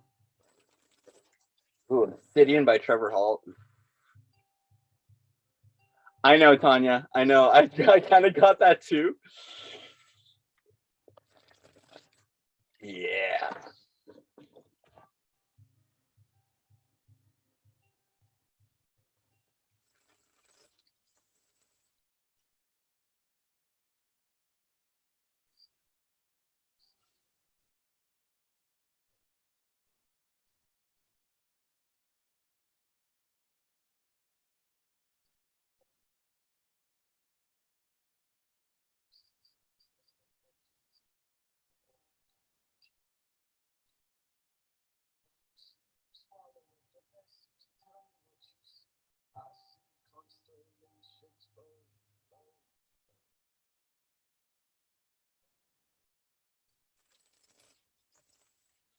All right, what's the story, Morning Glory, regarding the smoky mirror?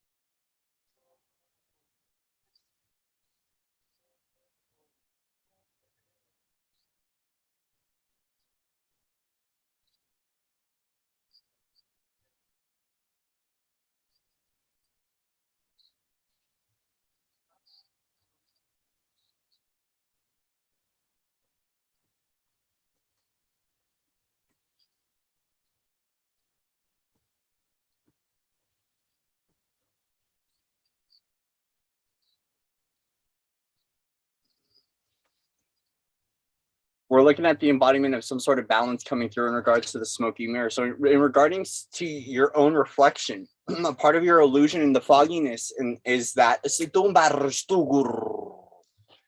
we're also looking at now the embodiment of balance for you, right? Moving forward with balance. This almost feels like a little bit of shadow work, an opportunity to bring something into balance, whether it's on the light side or the night side, right?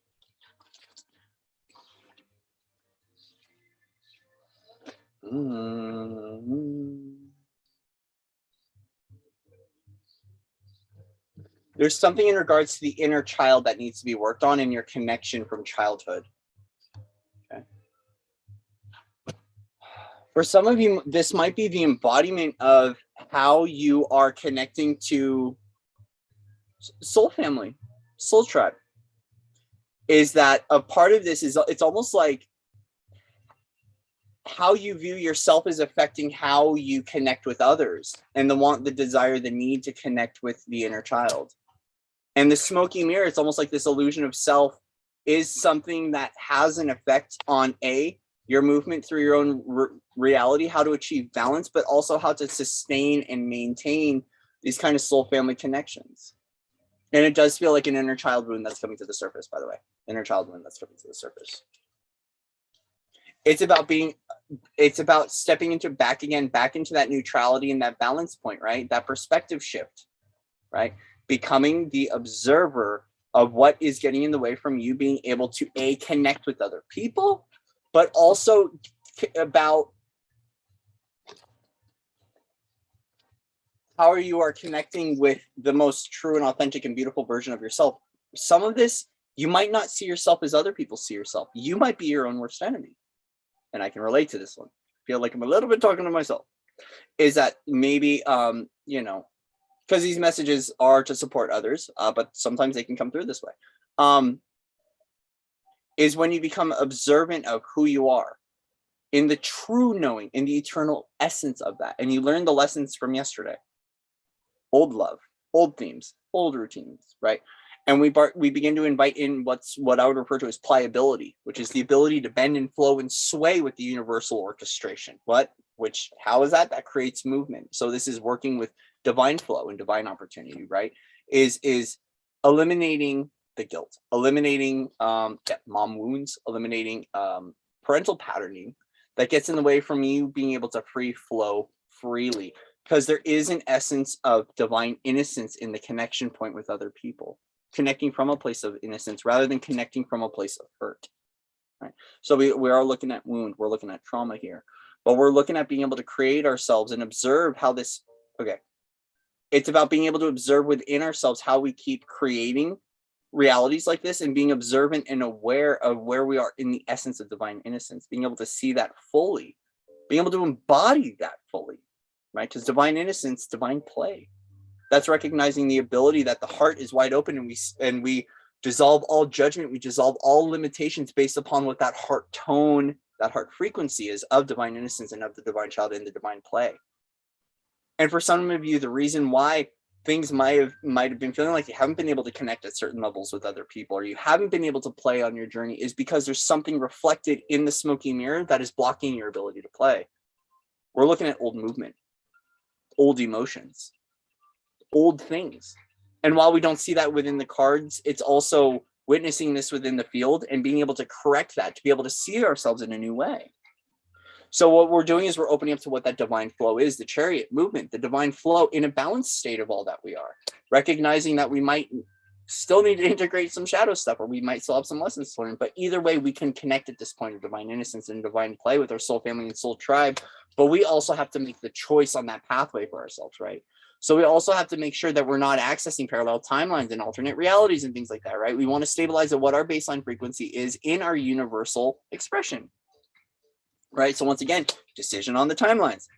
Who do I connect with? How do I connect with them? Who do I play with, right? And a part of that is that might be a little bit of the distortion of where the indecision comes from as well, because I am peering now at the Two of Swords. We're looking at indecision or stalemate.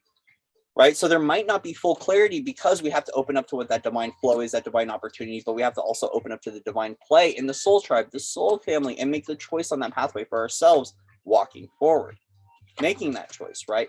we, with the Hermit card, right, we have to take a step back and recognize that we are the one that illuminates this for ourselves. We are the ones that illuminate this for ourselves. Yeah, I know. I heard, for crying out loud, I just said the Hermit card. Yep. You might have been isolated and alone on this journey. You might have been that beacon of hope for other people, right? So now that it's now coming into, how do I move with others? How do I move in that divine flow to connect with other people? It seems like there's secondary timelines or other pathways or other responsibilities that are getting in the way. Once again, not being able to take that moment to get out and to light that pathway for yourself. Because yes, if you are always lighting the way for others, are you taking that time to light the way for yourself here?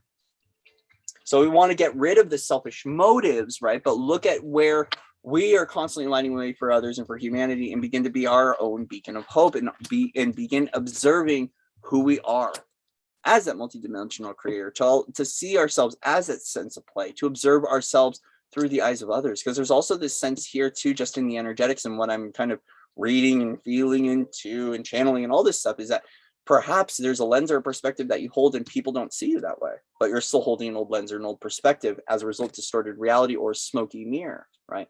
Inability to really comprehend who you truly are. So how do we move with this divine flow of who we are in the essence of play? How do we move in this new flow and recognize too that a part of this embodiment of this play is we also light the way for other people, right? So these cards have multiple readings that we're kind of like weaving in and out of, but it's really about shifting ourselves into that perspective of knowing that, yeah, as we ignite this within ourselves, we light the way for others, but maybe it's time to light the way for ourselves and for our own opportunity, right? We are looking at a little bit of an isolated frequency here, right? I want this play, but, well, you got to go within to find that. There's something that needs to come into balance for you. So you have a balanced perspective on who you are, and you're the one that's initiating hope within yourself so you can spark that within others. You're the one that's initiating play and sparking play within your own life so you can share that with other people, right? So it's not becoming reliant or dependent upon others to provide this for you, but rather recognizing that your self-worth and self-value, the intrinsic quality of you, is found within you. But it's about that clear reflection, not the smoky mirror. Smoky mirror. Oh, there we go. There's the tree of life, tree of Sephiroth. There's Malkuth again, grounded within the form.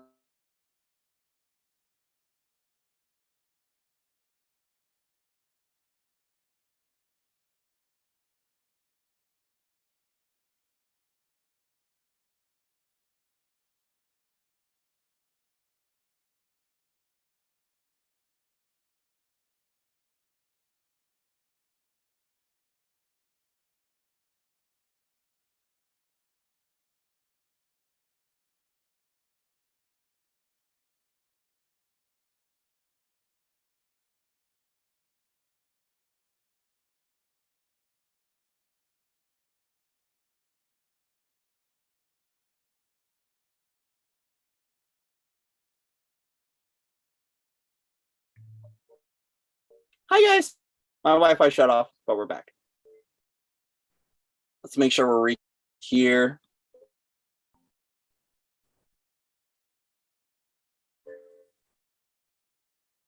There we go, we're back. I believe we're back. Frozen image here.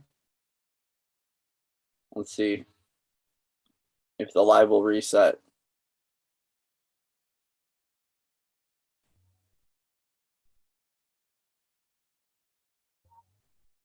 Oopsie. Are we back? Yeah, we're back. Good. Ah, yay, we're back. Right, so we're back. Wi-Fi died, but we're back. We're on a different server now.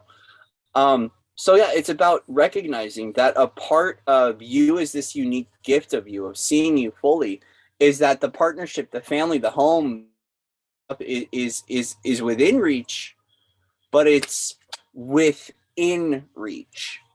It's activated from within and then found without, right? So it is the within the reach, but it's how we're flowing with this. King of Wands. It's really about stepping forward into who you are as that Magick, right? It's being able to be courageous and bold in all that you're doing. It's to be passionate in who you are and in your stance in life. It's about rediscovering what that passion is, right? But this also does have a no man is an island frequency here.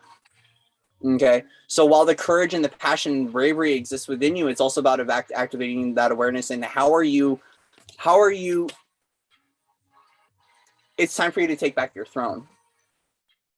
So there was a song, what's coming through is a song called In Royalty. And it's a song that I wrote with a few other people I was in back in the day. And the main line is I will reach back for my crown again. And essentially the whole story of the song is about someone who like kind of loses everything and then gets it back again, right? So it's restabilizing yourself in your knowing of who you are as that divine royalty, as that magic, as that essence, as that creator, courageous, brave, and bold in all that you are, right? For some of you, you got to take your power back. I'm sensing Mars here with King of Wands, Mars, and I'm like, yo, you got to get your power back. For some of you, it's stabilizing what your power is, right? So it's not only play, but it's the balance point of the empowerment of you as well. We're looking at the king or the father. We're looking at Merlin here. We're looking at the child. So we're looking at the balance point of all these frequencies. How can we harmonize and bring all of these versions of ourselves into balance so we can be able to be clear on our direction moving forward, on our decisions, and we can begin to finally connect with that soul tribe and connect with that youthful version of ourselves as well, right? So it really is kind of like a unification that's occurring here, a unified essence. There we go. What was I just saying about union? There it is. There's the union of you. This is that soul tribe. This is that soul connection. This is that connection to who you are within the divine. This is the soul tribe frequency. This is the self-love, right? So it's really about loving all versions of you. And when it comes to this board and what I'm seeing right now that's showing up, there's a lot of really beautiful versions of you available. It's about seeing and witnessing that and being able to see yourself with who you are, right? Finding the silver lining.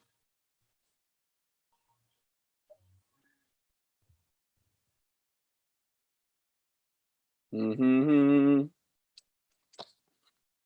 Mm-hmm. All right. Work hard. There we go. You got to bring something into balance in your own life. Justice card.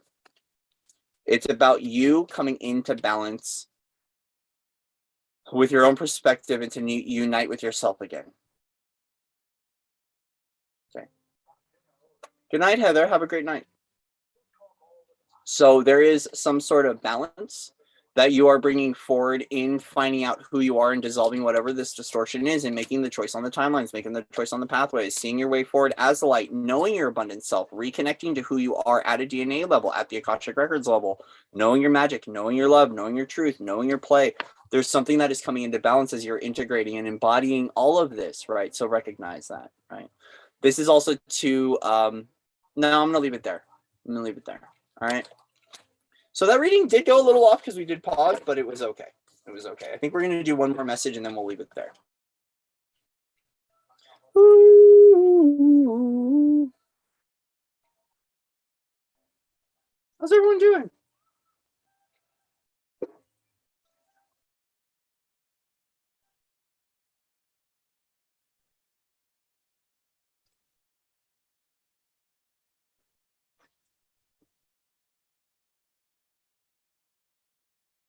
Oh,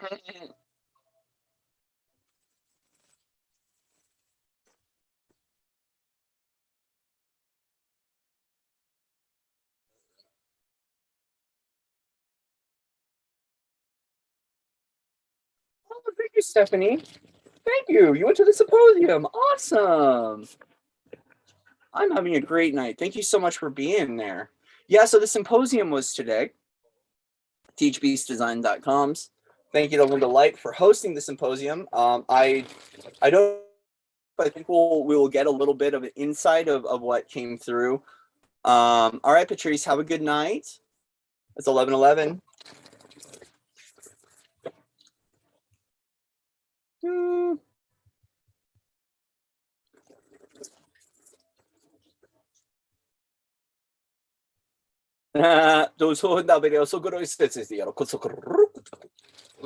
Closing all doors on that one.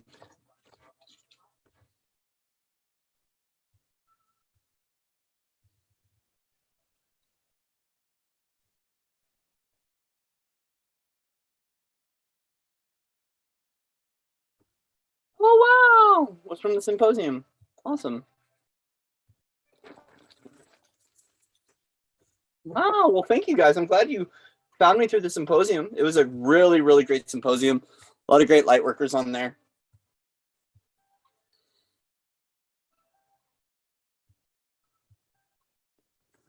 All right.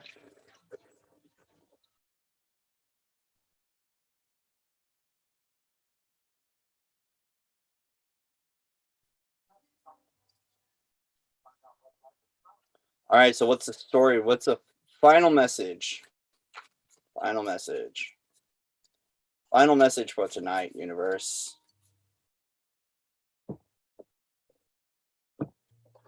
Aw. Electric feel. Hi, Alicia. How are you, sweetie? Good to see you. The Gatherer. Woo! Look at this. Someone who's bringing it all together. So with the Gatherer, we are looking at the energy that there's someone who's got a really good group technique, bringing groups together, gathering resources. You are the person that grabs the cosmic fabric and weaves it all together into the blanket or into the tapestry of you. There's something about your universal expression to be able to grab onto things, and not from a place of holding, it's from a detached state, universally, to be able to provide this opportunity to weave this all together. So you're essentially a time weaver. You are a time weaver. You're someone that gathers resources, right? You're the someone that comes in and brings it all together and brings it forward in the potion of you. So you are a creator. You're someone that knows what your recipe needs, and you go out and get it. So we're looking at this as someone who very much so knows how to go out and to get it.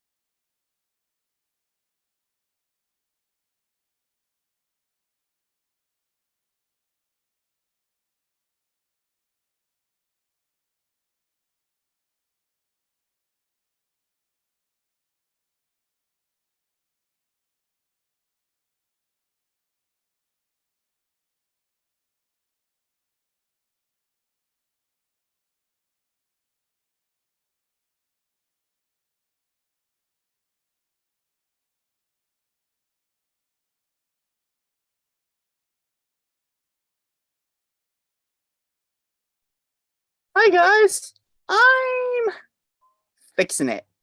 Nah, video's not stuck. Wi-Fi sucks. Refresh. What the world is for?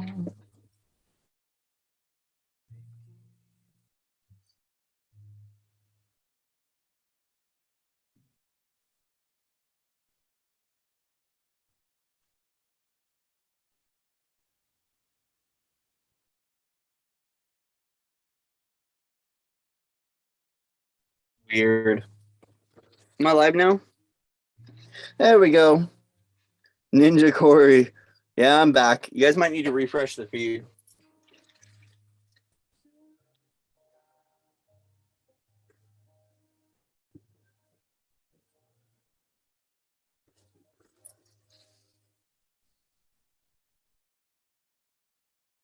All right. I know I'm here. I'm just changing. I'm like trying to set up my Wi-Fi. So, yeah. All right. We see me. Good. We see me.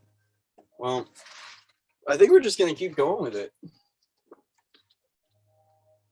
I know. What the heck is going on here? Whatever. We're just going to flow. We're gonna flow. Hi guys. Yeah. Of course. Appreciate you. All right. I'm alive. You can hear me. You can see me. Good. So my Wi-Fi might cut again. I'm not going to try to change it. I'm trying to like get my whatever. It's just, we're just going to flow with it. If it crashes again, it crashes again.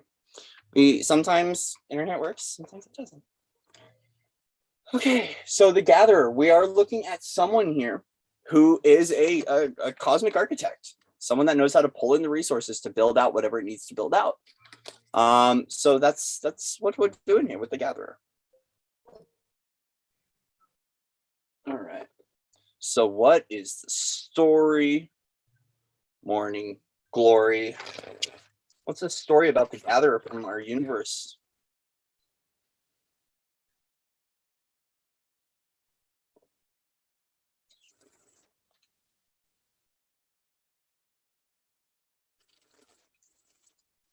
Thank you everyone for coming out, by the way.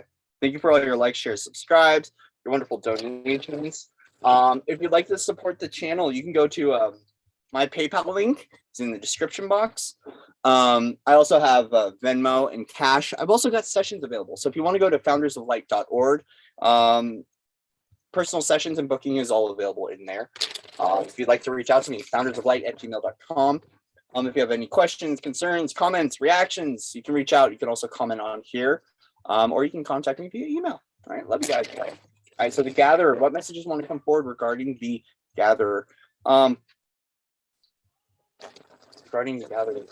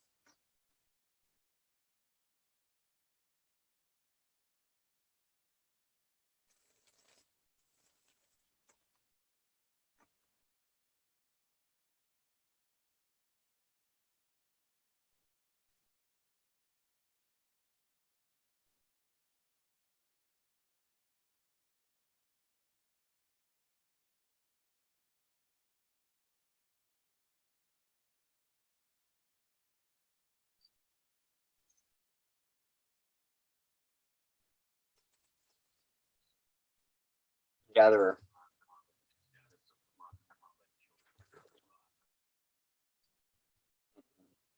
I'm not doing that. There we go. Thank you. Good one.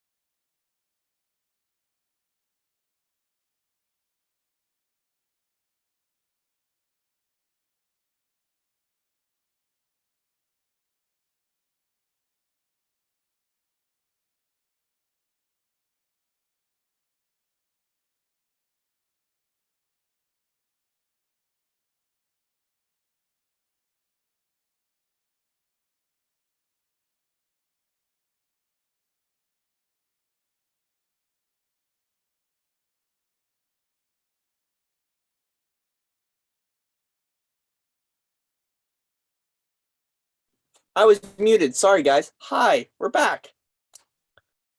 Hi.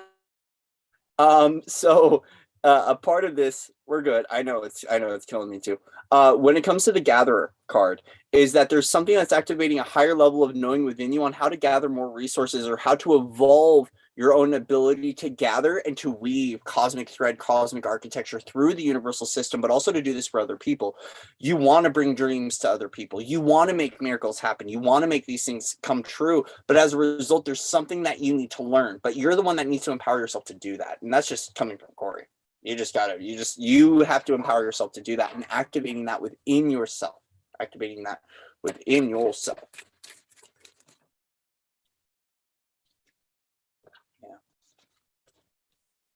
Taking time out in nature is going to activate this about how you can do this, right? But also, I feel like the thing is that you're very defensive over your projects or you're defensive over your process. 7 of Wands. There's something about when it comes to your higher guidance and the higher learning with this, the wisdom is found within you in a meditative state. But in regards to making the dreams come true, you also recognize that you have to be a guardian of your own dreams. You have to be a guardian of your own wishes. You got to be a guardian of your own magic and a guardian of your own miracle. And I know 7 of Cups has a different meaning, but that's what's coming through is a lot of dream energy from this, especially as I'm intuitively reading this. So there is a lot of this like really holding back other people's perspectives on how to do this and gifting yourself the opportunity to do this. Because as you're gathering these things, as you're bringing this all together, since you are the center of that construct and you are the center of the universe that is building that and bringing it out, you're also recognizing that you have to be a guardian of your own dreams here too. You have to guard your own journey. You have to take a stand and say no more and be able to guard your own wisdom and guard your own protection, right? But it's eliminating other people in kind of bleeding through into what your creation is. But the learning that you find, the learning is found through meditation on how to do this. It's actually not a construct that we find, in a teaching center and in an online lesson. By no means am I saying don't take a mastery course, but you have the ability to find this within yourself.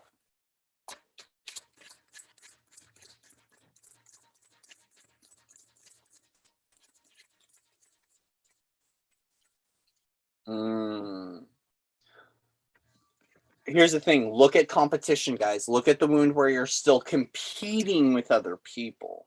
Because the competition is going to create a discordant frequency, which will land at, if we're looking at 7 of Cups energy, we're also looking at that, illusion energy. So we also want to be mindful of where we're still competing on our journey, or where we're still trying to fight one another in our cosmic weaving. Because the awareness point for you in regards to this whole thing is looking at where you still feel like you need to compete to make your way. Because it's actually a very limiting belief system that you don't need to step into anymore. Personally, that's just kind of cool. Because there's a new opportunity that wants to open up for you right now. But we have to look at this 7 of Swords energy. We have to look at those karmic pathways. We have to look at past life remembrances. We have to look at where we're still deceiving ourselves. We have to look at our own limitations and where they come into the way of us being able to create this new beginning. Right? So a part of the wisdom and learning in this is I want to gather these things and I want to do this. Well, obviously the distortion we're still seeing here is a little bit of defensiveness because of competition, right? A little bit of guardianship because you know that there's competition out there in the world, which makes sense. A lot of sense, which is probably why a lot of this journey might feel a little bit isolated for you, because I also sense that you're someone who does this, but you almost like you're kind of out and alone in the boondocks doing this, which makes sense, right? But there is an old perspective that's getting in the way. Yeah, and 7 of, oh yeah, good one, Angel. I'm not there with the flow, but I know what you mean. You got to look at your past selves. You got to look at past life connections, past life things, because that's what's opening up on the pathway. That's what's being shown to you as a part of this, right? But it's like you don't have to compete no more to gather everything you need to get done what you need to get done. It's about organic attraction and organic magnetism rather than having to like push, pull, tear, compete with others to create whatever this is. The higher learning exists within you, but you have to go within to find that. You go within to find what that higher learning is for you. And we'll do one more card. Yeah. It's about reviewing your own creations, taking that standpoint to recognize that you have the ability to create this and you can co-create this with other people, right? It's gathering the resources and knowing that the abundance lies within you, right? But once again, with the highlighted theme here, as in the awareness, is looking at where you're still competing, where you're still competing, where you're still competing. Because as you're competing, it's because there's an old version of you or an old truth that's still creating that. So it's about creating that commitment to a new belief system, to a new reality, to a new routine, to a higher learning, about your own illusions, about your own discord, about your own truth, going within to find that, being a guardian of your own creation, but also making sure that you recognize that within these new beginnings is a lot of abundance for you. And it's like the harvest is here. The harvest is here. It's just requiring that patience and allowing yourself to, dissolve the pressure. Thank you. Bye, Kizzy. Yeah, we're perfect in all ways, always. There we go. Very good. So this is an abundant new opportunity for you, but it's like we also have to close down on some cycles. We have to close down on why this is appearing for us. Now, if you want to compete, you can. I'm by no means going to state that you shouldn't be competing, because some people still like competition, still like to compete, but it is based off of an old truth here. That's why it's showing up. It is based off of an old truth. So this new beginning is abundant, and you can do it with freedom without this competition. But you have to access this. You have to be open to learning again. You have to be open to learning again, and you got to stabilize these new opportunities within this newness for yourself. And you have to be the guardian of your own creation as well. For some of you, you've been guarding your own creation because of competition, which makes sense. But there's a new opportunity that's opening up for you, and it is an abundant opportunity. It's a very abundant opportunity, actually, with the Seven of Pentacles. Right? Yeah, King of Pentacles, there's that highlighted opportunity. Again, bam, this is abundant. There is mastery available within you in this new beginning. But it's about stabilizing that and clearing out this past stuff of who you were, what happened yesterday in regards to, especially if it's in business, competition within business. King of Pentacles here, this could be about business. Either way, you're really good at being able to gather things and to pull things together. This might be networking, social networking, bringing in groups of people, pulling in resources for projects. This might have to do with food. It could be a pantry. Some of you might be like, I can open up a pantry and I can do this, but I just don't want to compete for food right now, right? Like the world is going through so much, right? There's a lack of resources and all this stuff. Trust your abundance, right? This new beginning requires you to dissolve what this old belief system is to step into this abundant version of you, okay? Step in this abundant version of you. Whew. Oh my gosh. Hey, Dana. How are you? It's been a while. How's it going? All right, let me see if I can get my, oh yeah, orphanage. Yes. You know, Angel. You know. I just got yelled at by the universe too. Hey, can you say that again so I can remind you the next time you get my universal smack? Okay, guys, I'm going to turn on my my other Wi-Fi so we don't have any more interruptions with the broadcast, because I'm hearing someone needs a twin flame rating. We'll do it. We'll do it.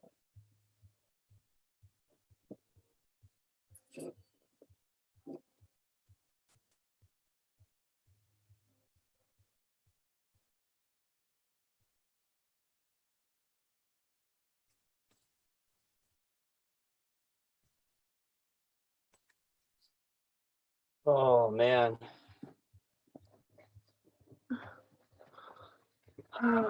I'm good. I'm good. Live chat pros? Nah. Woo. Interesting. I know there's been a lot of technical stuff. They're blasting through a lot of energy. So I did hear someone wanted a twin flame rating. I might just do a masculine and feminine balancing thing here. To see what's going on with the masculine and feminine. If you want help with that, why you want to know me, contact, you can go to, you can either email me or go to foundersoflight.org. I can help you with that.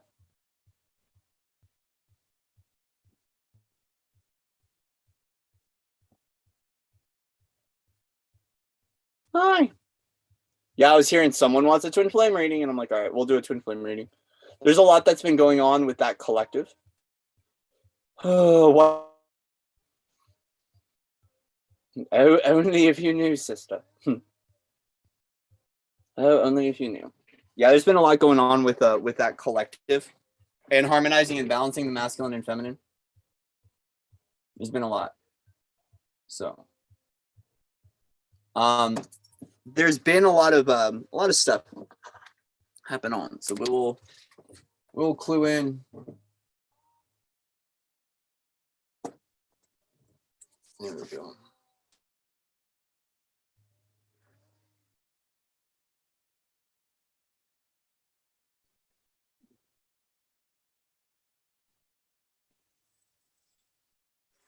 This will be a quick one. This will be a quick one because I am 11:33. There we go. Good. This will be a quick reading. So we're going to look at just very quick, simple masculine, feminine. What's going on with the collective? We're going to look at masculine, feminine energies. Oh, wait. Swab the deck. The deck. Swab the deck. All right, guys, I'm going to switch Wi-Fi. When I switch Wi-Fi, the signal will cut. Hopefully it won't. Are we still here? Wow. That seamlessly cut over the Wi-Fi and it didn't. We're still live. We're still live. We're still live. Wow.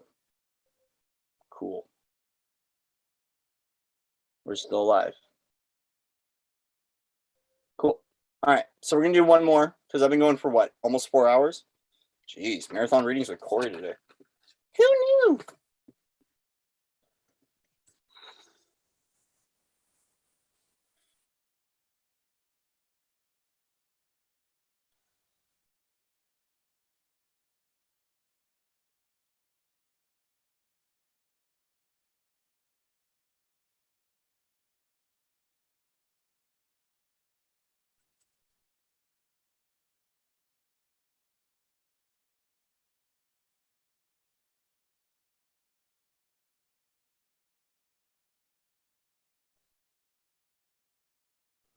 Smudge.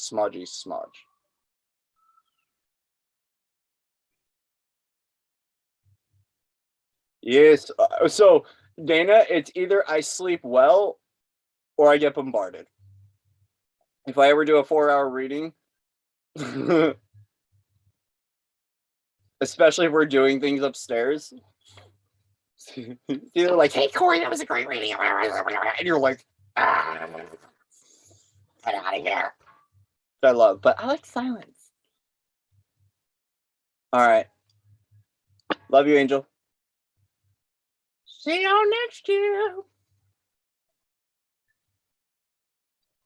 All right, so we're gonna do a little twin flame reading for the collective. What's going on? We're gonna start out with masculines. What's going on with the divine masculine? Because I keep hearing the divine father. What's going on with the divine masculine collective? What messages want to come forward? We're gonna do a Celtic cross for the divine masculines. Just a quick Celtic cross for the divine masculines. What's going on with the divine masculines? We're going to look at part of the reading, the foundations, messages from other dimensional versions, and past and future. All right. So,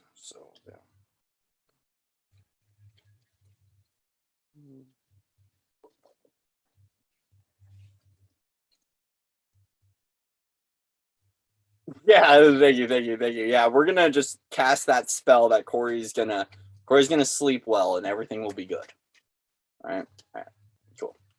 Do one. Woo!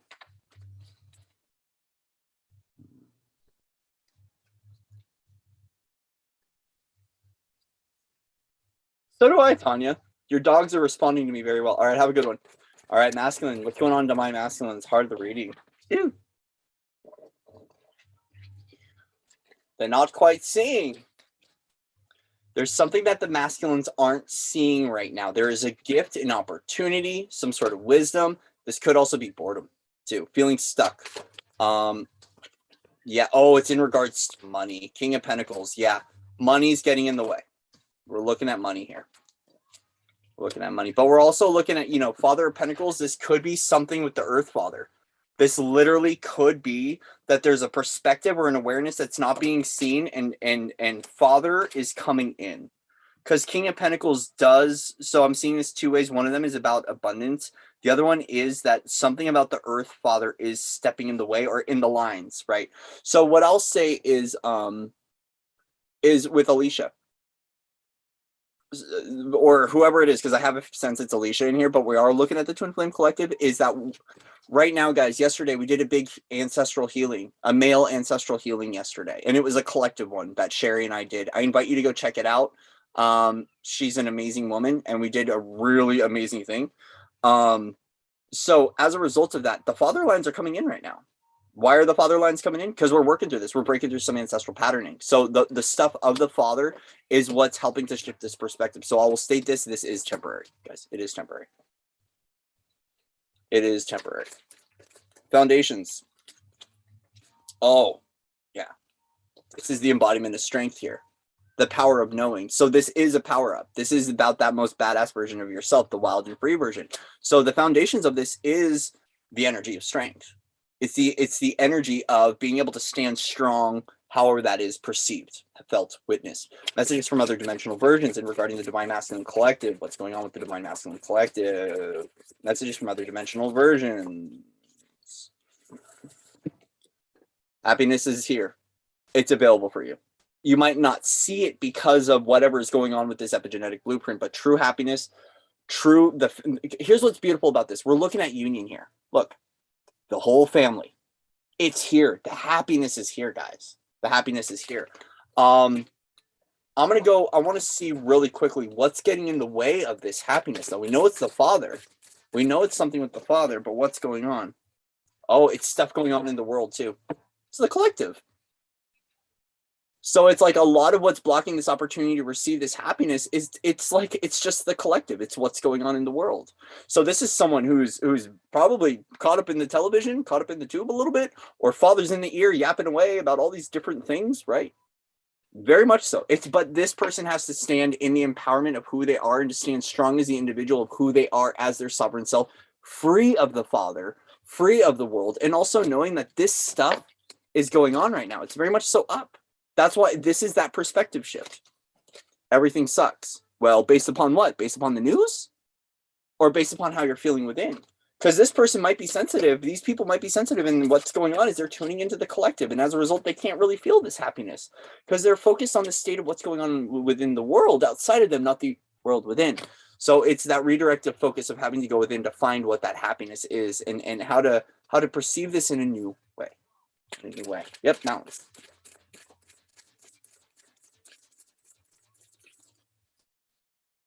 Yeah, so in the past, we're looking at an offering of love coming in.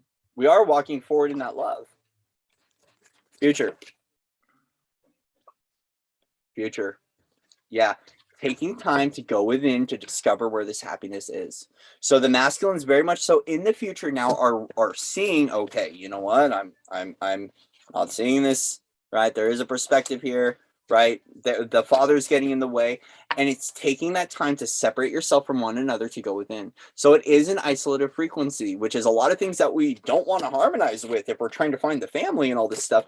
But it seems like there's a lot of outside distraction that's getting in the way because the offering of love did come in. It was here. I want to show up with my heart. I want to show up with my heart light on. But I'm not seeing the gift or the perspective of what this experience is gifting me right now. At the heart of it, I feel a little stuck, a little lost, right? This is almost like you don't see that I'm here trying to play with you. Nope, dad's getting in the way and the world's getting in the way. So in the future, we are seeing coming into the hangman, right? Which is that opportunity, very much so, to go within and just discover this truth and this clarity, right? But so while it does take this alone time to receive and to reflect on this, it's because it's in regards to family and home. Because once again, we have the kids here, we have the family, we recognize that. So it's up to the masculines to embody this strength to say no more to the lines of the father and to not believe what the father is saying, but to also give themselves the opportunity to go within to find out where their happiness is from within. and not trying to find it from without. And it's going to be a new framework, a new shift, right? Unplug from the collective, unplug from other people, go within, meditate, discover, why am I feeling this way? Why am I bored? Why am I protective of myself? Why am I protective of my family? Why am I doing what I'm doing, right? Why am I playing in this? I want to show up in my energy of love, but there's something I'm not seeing. Well, dad's getting in the way, but masculine's got to go within to find that truth and that clarity from within themselves. And it might be good to refresh and to restart so they can come forward strong in this 10 of Cups energy. Okay. Masculines. Gosh darn it, masculines, your dads are getting in the way. Yeah, no problem. Ooh.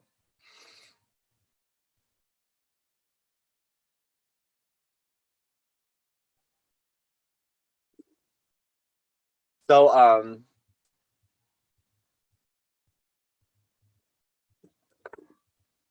right, let's do Divine Feminine Collective. What's going on with the Divine Feminine Collective?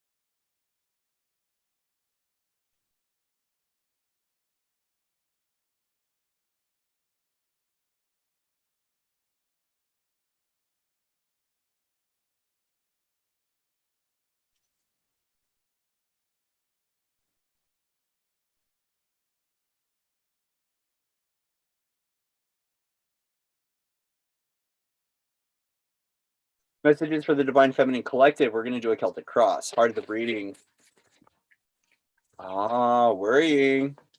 Divine Feminines. Worrying. Is it karma? Yo, this is a common one. Oh shit. Is this a karmic timeline? Is this a karmic twin? Energetic foundations. Ooh, King of Wands. Standing in your magic. I want to state this. At your foundations, you're looking at your masculine magic here, your creator abilities. So here's the thing. If we are looking at this as a karmic situation, right, or a new cycle or a new opportunity opening up, but I was immediately was like, dude, this is someone who's worrying about a karmic twin, or a karmic connection, or worried about karma. Here's the thing. You're a creator. Why do you want to create karma? Take your power back from karma. Recognize that we are all here discovering universal balance. We're all here very much so coming through lessons and experience and wisdom and bringing things into balance, including what many would call karmic situations, or here to correct things, corrections. Yeah, I am. So with this is about recognizing that experience itself is going to bring us lessons that are going to bring us balance. It's going to bring us experience. Now, some of those are a little bit more painful than others, especially when it comes to those like really deep karmic stuff, right? But either way, the universe is gifting you expression here. It's gifting you an opportunity to experience. Your foundations, you're looking at your magic here. You're standing in your powerful masculine magic, discovering what is awaiting you in your new opportunities that are opening up for you right now, okay? Message from other dimensional versions. The star. You're healing. Keep focusing on your healing.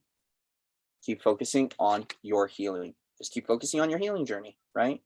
Don't worry about this. It's almost like separate a little bit from this situation, whatever's going on with this, because you're standing in your masculine magic. So if it's a feminine worrying about her masculine, she's in her masculine magic. It's already existing within you. Just keep focusing on your healing journey. In the past here, past Page of Pentacles, wanting to offer some sort of creation. Future. Oh. feminine. Queen of Swords with the Ace of Cups.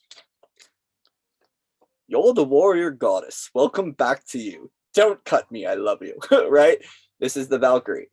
This is the knowing. This is showing that way. This is that leader. Right? This is coming in a very, very powerful version of you. Right? Choose the soul. The guidance is stating, choose the soul. Choose the soul. It's time for you to stand in your freedom, in your truth, in your clarity, and to keep choosing this soul gift. The soul brother is telling you right now, choose the soul. Warrior goddess is a good archetype to be in. But it's not coming from a place of a war. It's just an empowerment of your power. Blended here with the King of Wands. Man, this is passion and clarity. Working hand in hand to offer yourself the opportunity to honor the soul again. But right now, your other dimensional versions are saying just keep focusing on your healing, right? Because this cycle,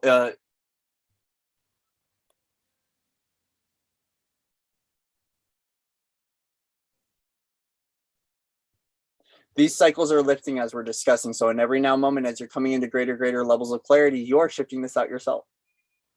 So if you're waiting for a cycle to close or a cycle to end, it's up to you to create that choice here and now to say, I want this cycle to close.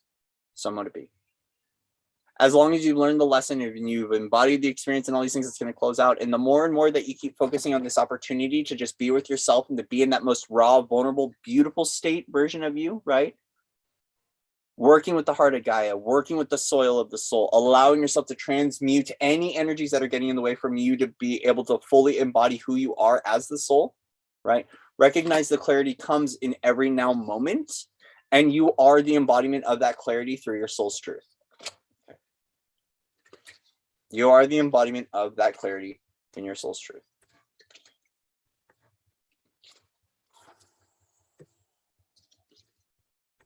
So then we're going to bring in a message from the Divine Child now. A message from the Divine Child regarding this. And then we'll close it out.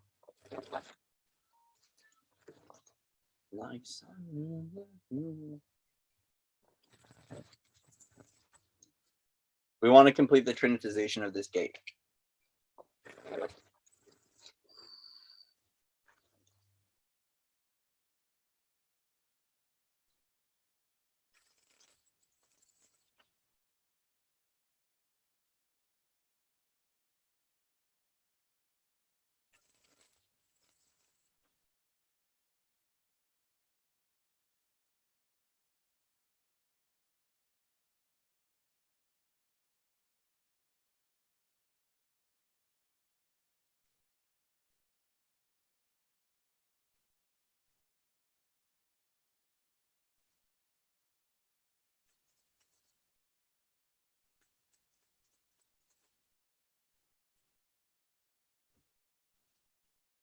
Time for you to observe your welcome home. The Divine Child coming through saying it's really time for you to observe your welcome home, your union with you, right? The celebration, the end of the journey. Welcome home. Welcome home. It's really coming back into that place of balance within you as you, right? 3, 4, we're looking at an ascension of cycles, right? You are making movement forward. When we're looking at 3 wands, 4 wands, you are making movement in your journey, but it's also being able to observe yourself as that union, that you yourself are that union, right? And some of you might be awaiting this welcome home, right? Whether it's like a parade or a stampede, or you're waiting for an actual home. I want to let you know, you are that home. Home is here, baseline frequency at the heart, right? And as we tune into that internal compass of the heart and connect that back to source, connect that back to soul, connect that back to body, connect back to the universal alignment, the universal grids, the cosmic grids, right? Gaia's grid, her crystalline grid network, right? It's pure spawn. You're coming back to home, to who you are, right? Your child is the phoenix rising up from the ashes. Your child's pretty badass, actually. To tell you the truth, your child is very, very badass. Your child is the phoenix. And that you're going through a restructuring, you're going through a completion, but it's also recognizing right now that there are some things you have to walk away from. There are some old stories, some old wars, some old truths, some old people that you got to walk away from. You just got to turn the other cheek and walk away. This is about being the, I don't want to say bigger man here because I really don't like that. It's like still it can be such a belittling thing to see the bigger man, but it's about being that piece or that truth and knowing that do unto others as I do to self, right? That I'm no longer going to play in certain scenarios, certain realms over certain people, and I'm going to walk away in that truth, right? Allow the universe to come through and to purify this for yourself, to create this new angle for yourself. Yeah, because see, the reciprocal truth of you is found in the passion for who you are. With Two of Cups and Ace of Wands, that passion for reciprocity, that passion for life, that passion for others, that passion for family, it needs to be reignited. But there's some old stories that are getting in the way. This might be patterns that we're representing as war, or that were not so nice, not so giving, right? And you're ready to come into this balance point of reciprocity. We're ready to heal together, right? The caduceus, masculine and feminine, coming into balance. We need to reignite passion within the masculine and feminine. That's a part of that union with self. And so the child is like, hey guys, let's meet in the middle. How can we bring passion back into our lives again? What sparks us? Where's our desire for life again?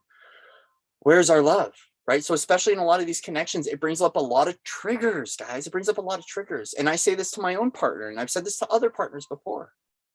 We have to return to why we're here. Passion, love, desire, especially if you're in a unique opportunity where you're going to be triggering the crap out of each other because you're deprogramming and you're accelerating your cycles, right? You're being that phoenix for one another. It's about resparking that connection between the masculine and feminine, finding the love for self again, finding the magic within our own partnership, but also sharing the magic with one another, sharing our own magic, our own passion for life again.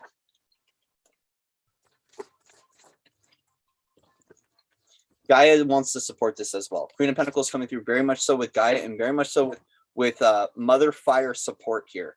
There is a lot of like kind of dragon energy that's been going through, and there is some dragon energy here, especially with the Phoenix here, Queen of Pentacles. We've got this mother support network that's like very much so supporting the rejuvenation of our essence and our passion in regards to the masculine and feminine connections, and how we are working with healing one another. And Gaia is supporting that through the grids. So very much a focus on that, but it's time for us to observe our own wellness, our own well-being, and it's also time for us to begin making way for this new arrival that's coming in, because there's obviously something coming in that's worth celebrating with the Four of Wands. And we've got to allow the universe to just carry us forward. Keep treating others as we would treat ourselves. Don't compromise. Make sure we're reciprocal in our balance. We're reciprocal and balanced in our connections. That there's even give and take, that there is passion, that there is spark, and that we are also unifying with Gaia with this. Okay.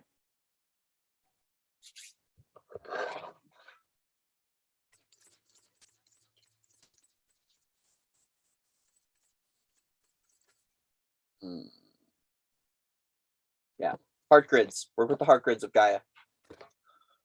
Also,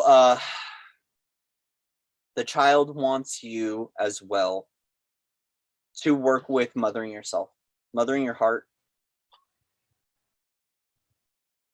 Mother your own heart, work with your own heart. Feel into what you need to feel. Allow Gaia to clear your emotional body, your pain body. But also work with the energy of the mother in regards to healing the heart and healing the child.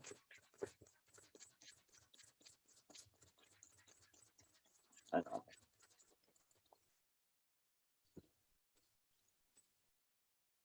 Want to know how to take the high road out of this situation? Trust yourself. Break free from tradition. Trust your own inner knowing.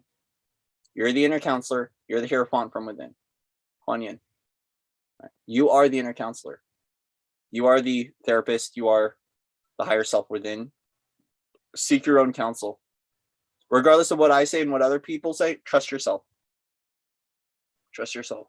But also, too, don't let dogmatic structures, don't let tradition get in the way. Don't let familial tradition get in the way. Don't let the old marriage and the old partnerships get in the way of this. This union and this welcome home that you're looking through, it's going to be free of tradition.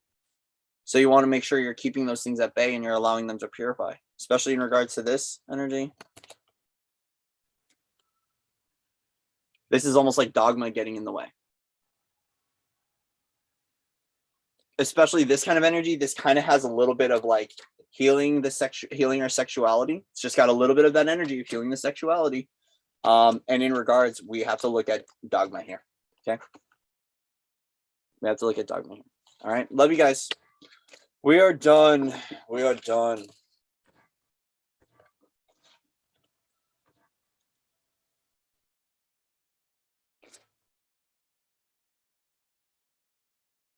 All right. Thank you guys for being here. Oh, thank you guys for being here. Thank you all for your likes, shares, and subscribes. Thank you for your well wishes. Thank you for your donations, all that stuff. We're out of here. All right. So I want to end this with a little prayer. I want to take a moment to just say thank you for all of you. And as our hearts, thank you. As we are expanding our hearts wider and wider in every now moment, and we are anchoring more of our soul consciousness, of our higher self, of our interdimensional versions of whatever you want to call it, as soul, source, God, light into our body, we awaken more truth and more clarity from within. We find freedom and hope within our individuation, within our own eternal and internal connection to our own God, source, creator, light, right? The original creators of your soul is connected with you, within you, and all around you, supporting you in every now moment. Your guardianship, your teams of light, your angelics, your galactics, your elementals are surrounding you with so much love and so much support tonight, right? And so as I honor you and bless you and thank you in this now moment and in every now moment, I also give you the opportunity to find what your eternal expression is. And so as we close out this reading and we close out these cycles and we close out these timelines, close down all doorways, all passageways, all windows, right? And we break through back into the essence of who we are as the universal expression of our source, God, source, light self, right? I honor you. I bless you. I thank you so much. We're going to clear all this out. Clear all this out. I will see you guys soon. Oh, happy Valentine's Day to all of you in 1 minute, actually. We're going to wait till midnight so we can say happy Valentine's Day. Yes, Valentine's Day in 1 minute. All right, guys. We're about to hit there. I'm tired. We're going to go to sleep. I love you guys. Have a wonderful Valentine's Day. Love yourself. Hug your neighbors. Hug your family. Hug your friends. Kiss them. Love them. Don't hang on too tight, but hold on to the love that you have for yourself and you have the love you have for one another, because we need that in this world right now more than ever. All right. I honor you. I bless you. I thank you. And I will see you guys next time.